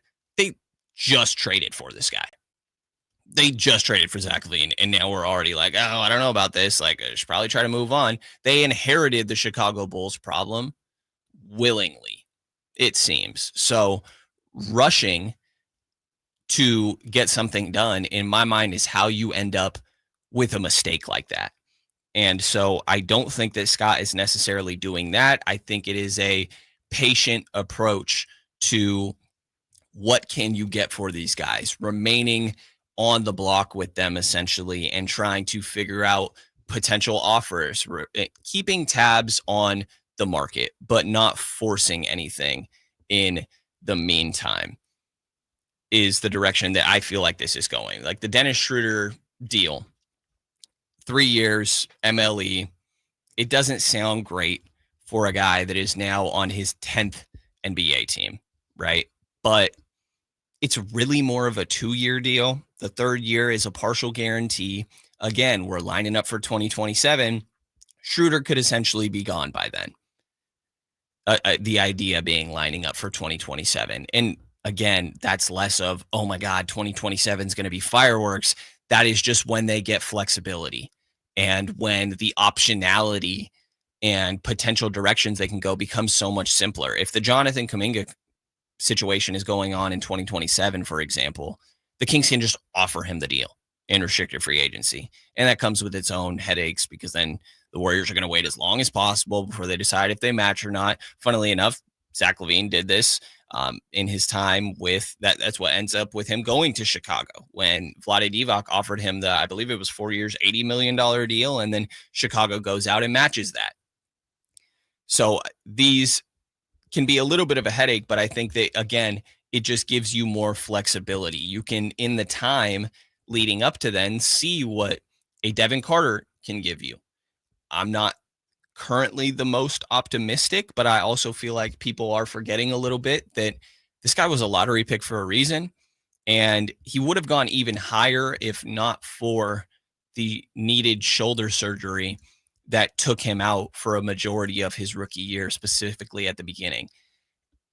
And obviously, you got to keep in mind that's also coming with the prior shoulder surgery on the other arm that he had previously in his career. So there's also just some injury things that you have to deal with there. But if Devin Carter can put together a healthy run, I think there's something there. The making him play a point guard thing is kind of weird to me, to be honest. I don't see the primary handling that he necessarily has in order to do that. But there are defensive encouraging signs for sure from a guy that has that sort of wingspan, has a 42-inch vertical, same as Malik Monk. He is jumping out the gym.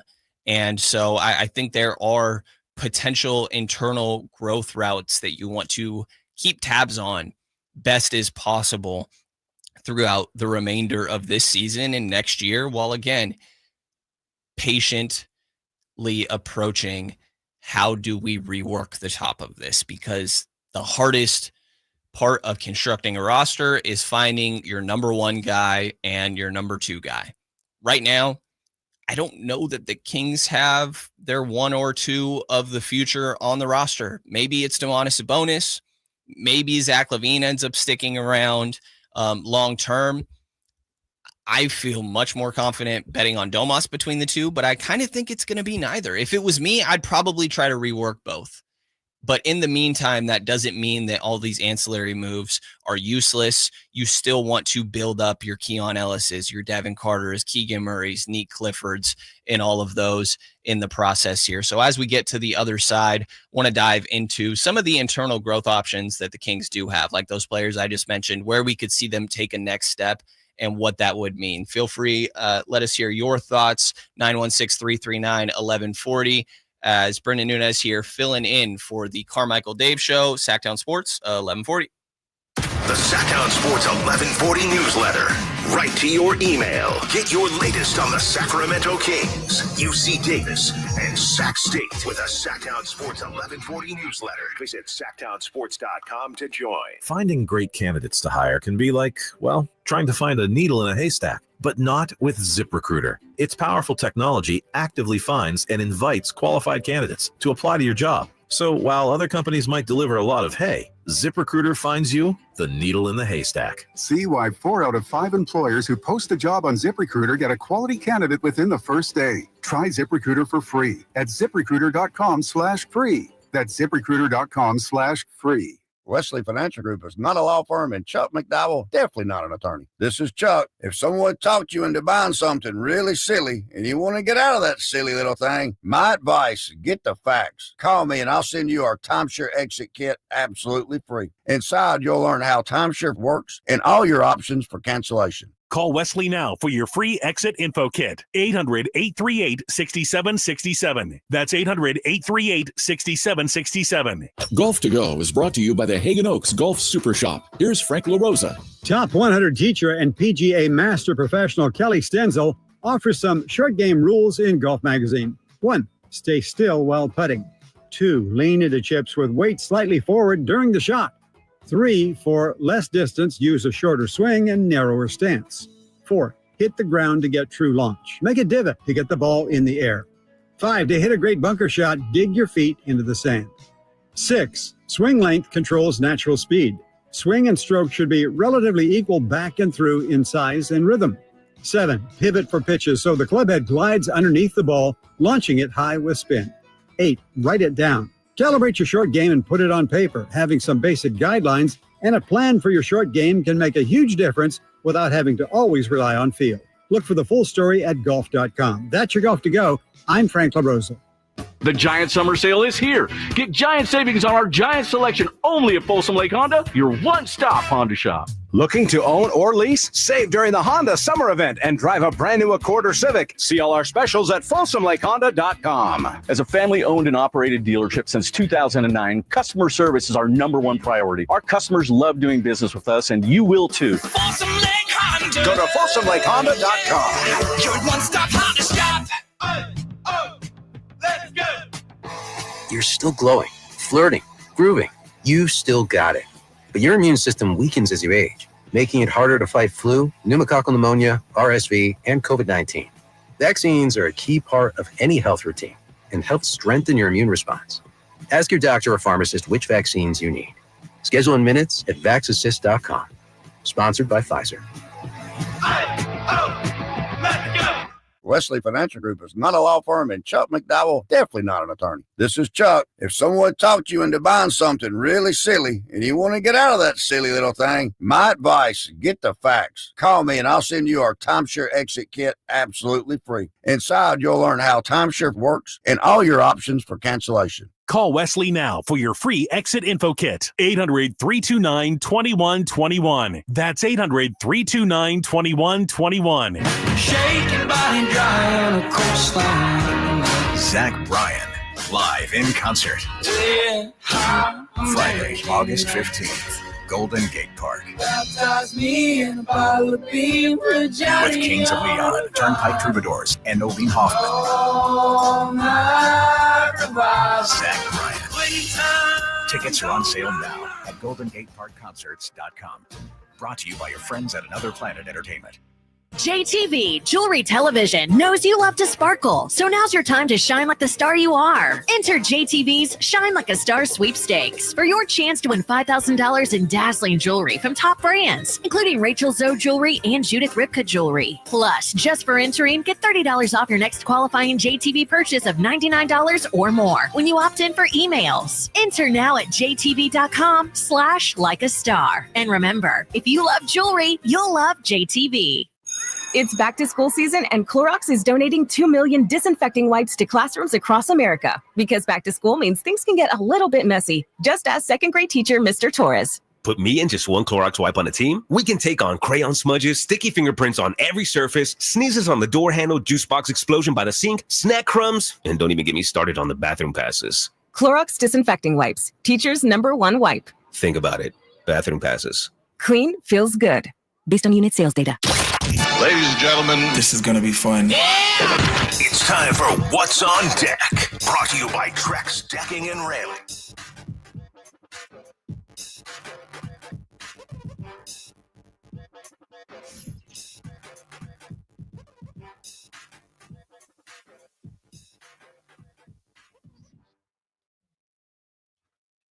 Brendan Nunez filling in for Carmichael Dave and Jason Ross as I knock over my water here in the studio, taking you up to 10 a.m. Appreciate everybody. And you heard that tuning in. What's on deck? What are we watching this weekend? I did hear that. I am planning on, I'm definitely going to be watching the Niners preseason game here. Maybe I'm a psycho for that with the starters not playing much. You know what sounds fun? Watching the Niners game while simultaneously listening to the Niners game right here on Sacktown Sports. Absolutely. That sounds like the best way to do it, actually. Got A's Orioles. They start their series tonight. Also, Nationals at Giants. Nationals have not been having a good run of it as of late. We have all the preseason NFL games. Yeah, we're gonna some of this baseball stuff. I mean, the Giants need to get their bats back. They are very much obviously struggling, especially since the Devers deal. Jung-Hoo Lee catching a little bit of a rhythm here now again. A's still, I would say, very much being the A's. They are entertaining baseball as a team that can't hit but also can't pitch. You're definitely going to see a lot of runs and a lot of offense when you're out there, which I would say for the casual fan is a little bit more of an entertaining experience there. So we got some options for what to keep tabs on throughout the course of this weekend. Of course, no No basketball currently in the swing, but I would say that there are definitely things to also keep tabs on that front. I'm sure people are tirelessly keeping tabs on the Jonathan Kuminga situation, or maybe you're at the point where you're just kind of over it.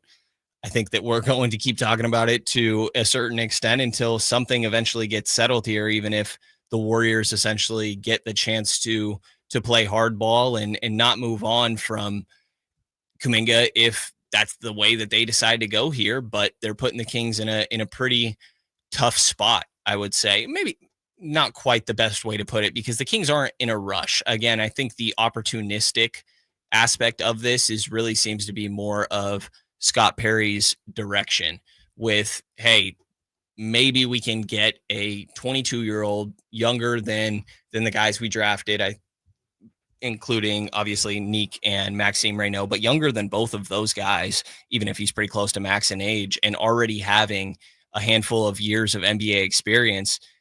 Getting that guy for fairly cheap, if it is a protected first-round pick, and say Malik Monk, I think is simply just being opportunistic and trying to take advantage of a scenario where you can get some upside on the current roster, because currently the Kings are very much lacking that. There's the Keon Ellis and how much you think he can continue to grow. I think that he very much fits the Alex Caruso mold, a guy that does a little bit of everything. I think the value of those players is continuing to climb. And on the inverse, you're seeing the value of players like Malik Monk go on the decline here as time passes on. But Keegan Murray, we mentioned a little bit, I talked about it a little bit earlier in the show, of what sort of contract is he potentially going to get as extension conversations you would think are continuing. But Jabari Smith Jr. drafted one pick before Keegan, got a 5-year, $122 million deal. And the numbers are just neck and neck. Jabari 12 points, Keegan 12 points. Jabari 7 rebounds, Keegan 6.7. Right there in assists. 43% for Jabari, 44% from Keegan from the field, 35% from 3 for Jabari, 34% from 3 for Keegan. Again, I think that 5-year, $122 million extension that Jabari Smith Jr. got, right around, I believe that's $22-ish million a year, is probably right on par for Keegan Murray. But if you're talking about specifically the talent and potential, again, internal growth and upside that this Sacramento roster has, Keegan is probably the highlight of that. And while he certainly has room to continue to grow and develop as a player, that's probably not the best young talent you want on your team when the top end of the roster that's a bit older, with Zach, DeMar, and Domas, specifically older, more so, I would say, on obviously the DeMar side. But Zach and Domas, you know what they are. And I don't think that you're necessarily feeling great about them being number one options. So that combination of not the most confident in the top of the roster, while also where is the internal growth coming from? Maybe you want to point towards Devin Carter, we mentioned a little bit. Isaac Jones, I think, is definitely an interesting player, but and somebody that Jerry Reynolds yesterday compared to Kenneth Faried, which I love that comp, the Manimal. Good player.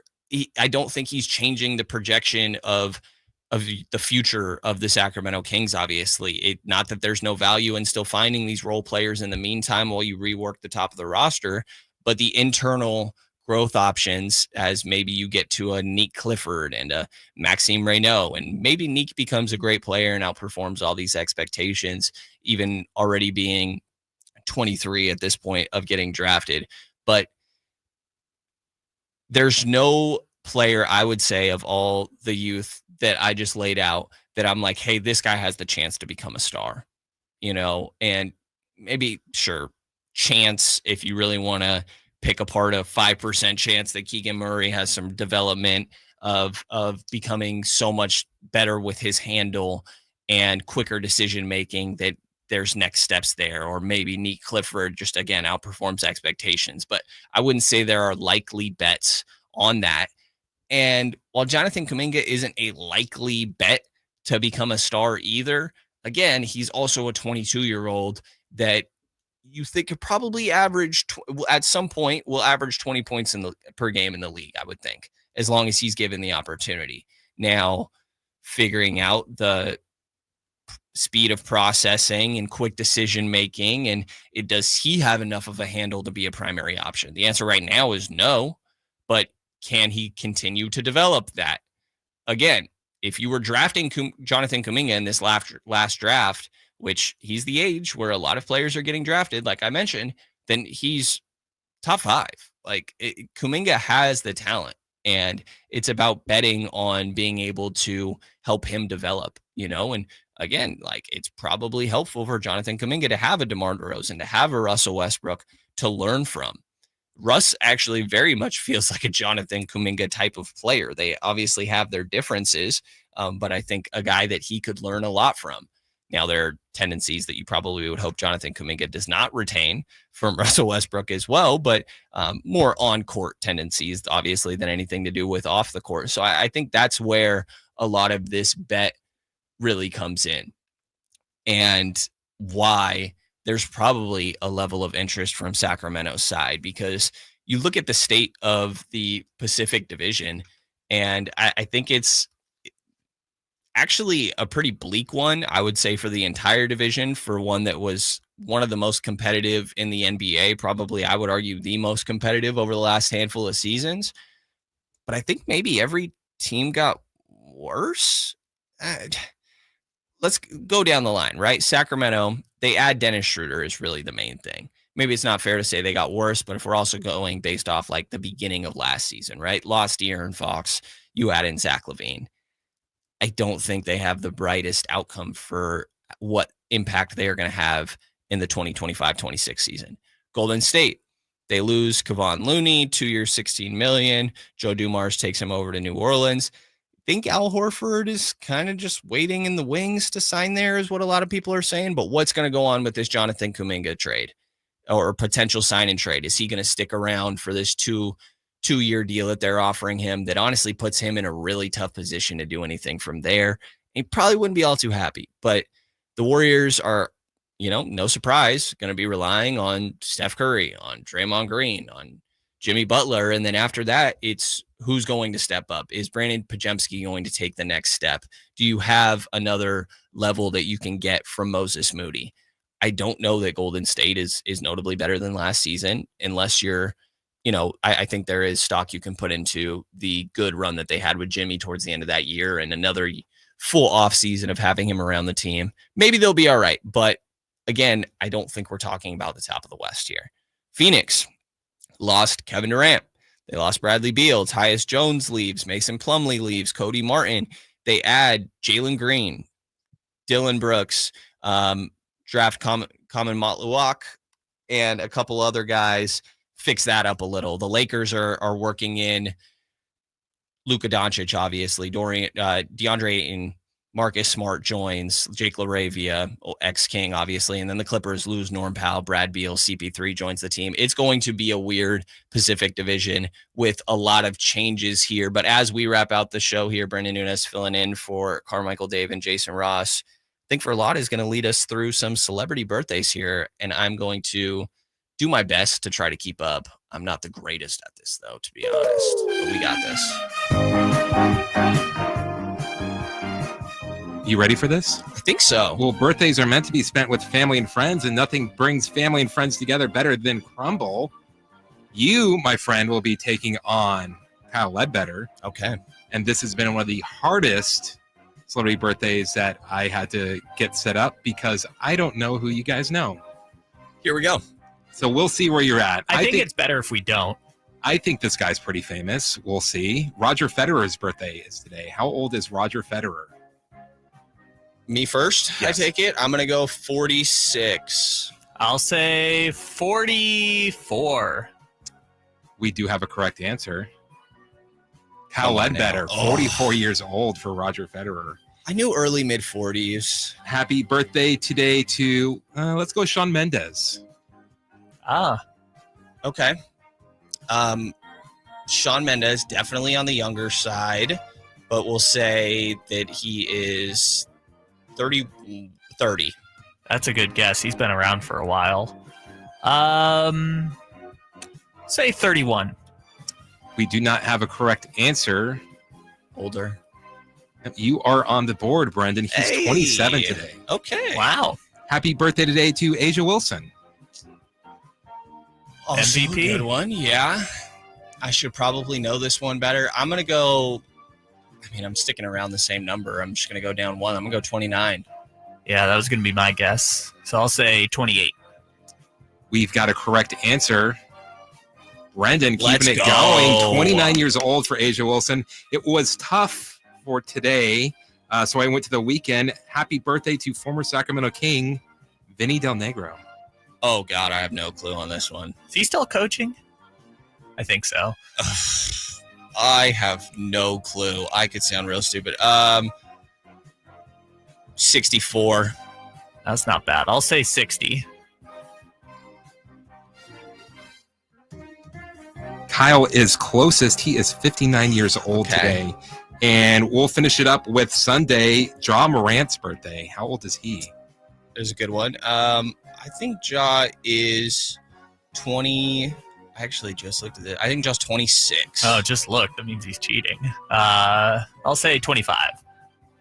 We've got a correct answer. Guess what? It's the guy that looked 26 years old for Ja Morant. Let's go. And that's your birthdays for today. I would say And we this did weekend. okay. I would say we did okay. He gave us some easy ones. He did. Going into the weekend was probably helpful. Do you know the names that you like scratched off because you're like, there's no way they know these? I can't remember right now, but there are a couple. That is fair. Yeah, I don't think that. Yeah, it's not that. These aren't my specialties. I realized very quickly in these sort of games that I'm like, wow, I really need more hobbies because apparently I just have a couple things that I'm into, and after that, we can struggle a little bit sometimes. But did okay. I'm not too mad about that. I have. This makes me think. Do you have anybody that you share a birthday with, like celebrity wise? Yes. When is your birthday, Rilla? September 19th. I'm a bad friend. I'm to the 25th. We're pretty close. Okay. Who do you share a birthday with? Jimmy Fallon comes to mind right now. Okay. I think I have Scottie Pippen and Will Smith. Will Smith was a cooler one a couple years ago than it is now, I would say. Not the greatest flex in the way that I was going to say in the way it used to be. I don't know that it ever really was. But yeah, I would say did okay there. I'm happy to have beaten a guy wearing a Patrick Mahomes jersey back there. But shout out Kyle for joining us anyways. And thanks to everybody for staying tuned in here. We got one more segment here before lead you into Alan Stiles. Brendan Nunez here filling in the morning show for Carmichael Dave and Jason Ross, listening to Sacktown Sports 1140. On the move? Got somewhere to be? Take Sacramento Kings basketball with you. The Sacktown Sports app will let you stay connected to your passion. Never miss a moment of Sacramento Kings basketball with the Sacktown Sports app. Hey, it's Carmichael Dave. I got to tell you, I am so excited to get this decking project started with Trex Decking and Railings. From the first time I stepped foot in the showroom last week, I was so impressed. So many color options, heat-resistant composite deck. What does that mean? That means I don't have to do any maintenance on it whatsoever. They even have a deck designer, so you can go online and see what your dream deck will look like on your house. Just visit Trex, that's Trex.com to get it started. Tell them Carmichael Dave sent you. Get ready for a night out with Jordan Davis. It's Country in the Park 2, Saturday, September 13th at Cal Expo. Along with special guests Mitchell Tenpenny, Locash, Vincent Mason, and Abriana. Make it a family day out with food trucks, games, dancing, and more. Saturday, September 13th at Cal Expo with Les Schwab Tire Centers and Bare Bones Workwear. Tickets at CITPFest.com. With 25 award-winning years in Northern California, Ashton & Price is your local injury law firm. Pro attorney tip: if a firm presents as local but they're in LA, red flag. If your first consultation is not with a lawyer, big red flag. At Ashton & Price, your first consult is with a local attorney, and if serious injury prevents travel, a lawyer will come to you. Still not enough? George Washington's my uncle. At Ashton & Price, no red flags, just red, white, and blue.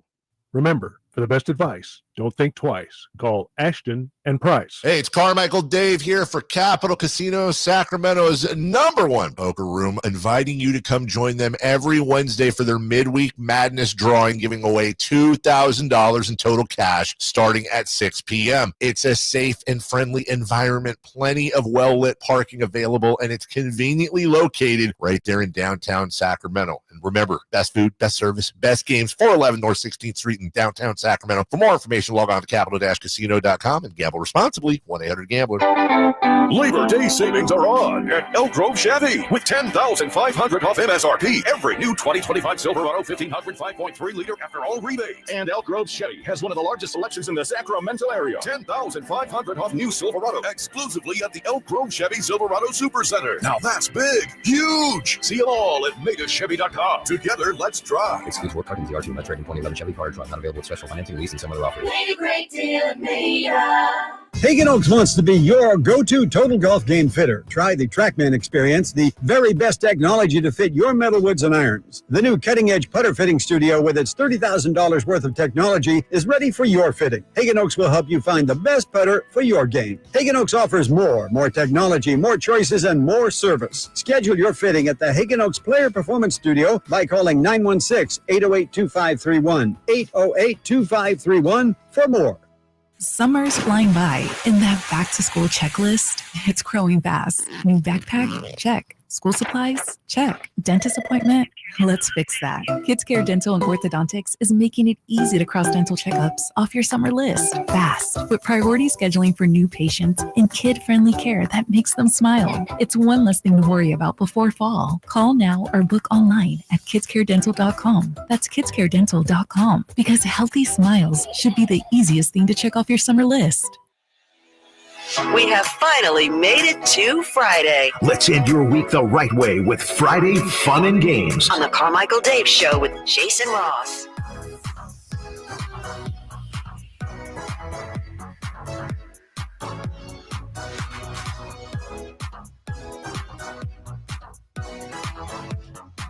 Brendan Nunez here, filling in for Carmichael Dave and Jason Ross.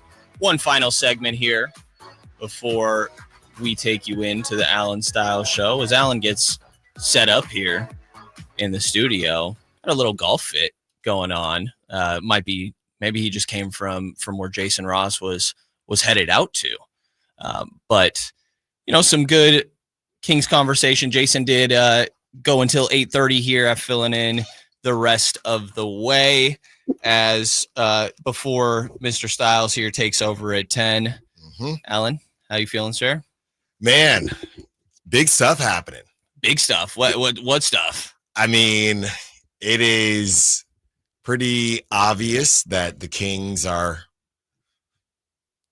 possibly checking in on someone. I think okay.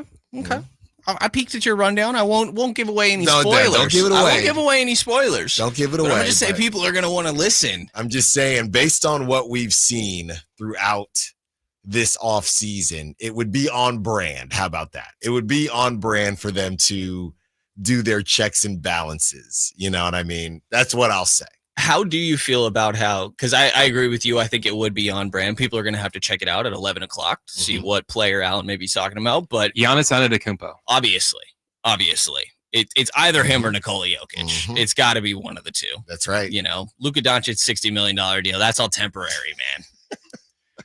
But I think what you're going to get to eventually correlates a little bit to obviously like the Jonathan Kuminga. You're saying it'd be on brand. They're exploring that conversation. Right.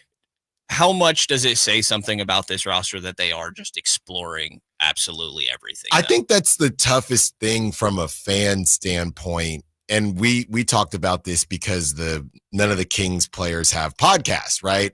You don't really know anything about this team. It's kind of a means to an end. I was rereading old articles from earlier this offseason and how Sam Amick wrote that Domantas Sabonis' initial talks went well, and just kind of comparing it to where we're at now and how that Zach LaVine is eligible extension. Yeah. And they just said, hey, we're just not doing that. So it's just a weird stretch where we added Schroeder, so we're kind of trying to compete, but also we're not extending Zach LaVine, and Sam writes for the, any type of money like that will be for those that we think are going to be there in the long term. So it's a really weird time for fans because they threw on Dennis Schroeder because they needed a point guard, but clearly there's kind of a time limit on this experiment that Scott Perry kind of has to be a part of. So it's really bizarre, man. It's just bizarre. It's a very weird situation to be in. And like the Kuminga thing honestly doesn't fit at all. It's just like its own separate thing. But to your point, hey, we don't want to commit money to guys that aren't going to be here long term. Right now, I don't know who that would even mean. I don't know. Is going to be here. Keegan. That's Keegan, all I guess. we know, and Keon. Yeah, like if you want to throw like a Neat Clifford in there, I guess, Right. but it feels way too early to do that. Your podcast thing just cracked me up and had me thinking about like, I wonder what there's got to be a graph that someone could make of like team success based on how many of our players have podcasts. I mean, look at the Knicks.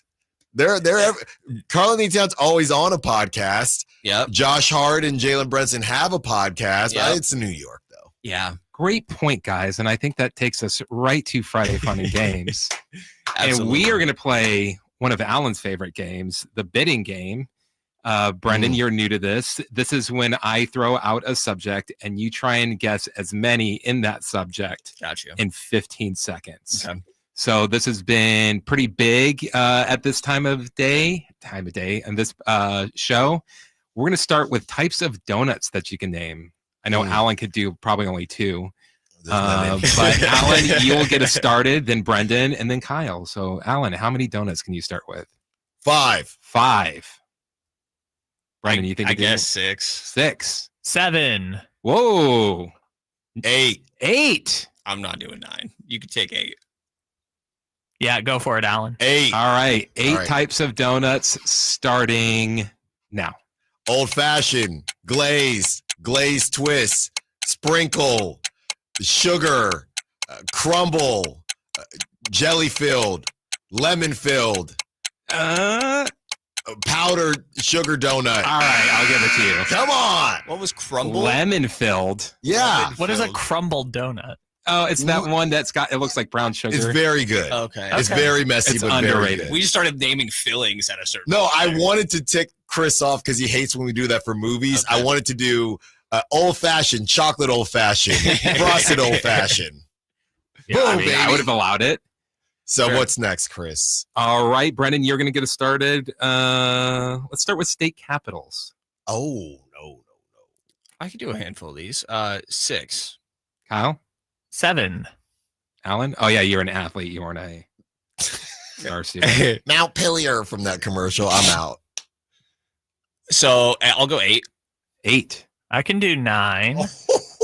I'll do 10. Oh. You know what? 11. Oh. Go ahead, Kyle.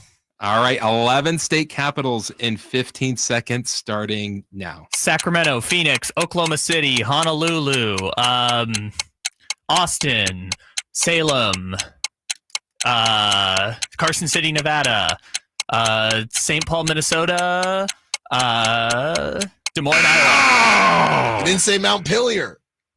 Yeah, I guess you did give me one. How many did I get? 9. Is St. Paul, that's correct? Yes. Yeah. Oh, wow, I would have messed that up. Shout out St. Paul. I knew more. It's just the pressure. It is. It's hard when the clock is ticking. All right, that's it for Friday Fun and Games. Alan, what do you have coming up today? A lot coming up on the show. Like I said, did the Kings check in on this young point guard since they want 14 point guards? Did they check in on this young point guard? Also, as we get into the NFL season, who is poised to boom and who is poised to bust? All coming up on the Alan Towns Show. Gonna have to check that out. Brendan Nunez filled in for Jason Ross here. Appreciate everybody as always. Chris Verlade behind the glass here. Stay tuned for the Alan Styles Show here on Sacktown Sports 1140. The Alan Styles Show.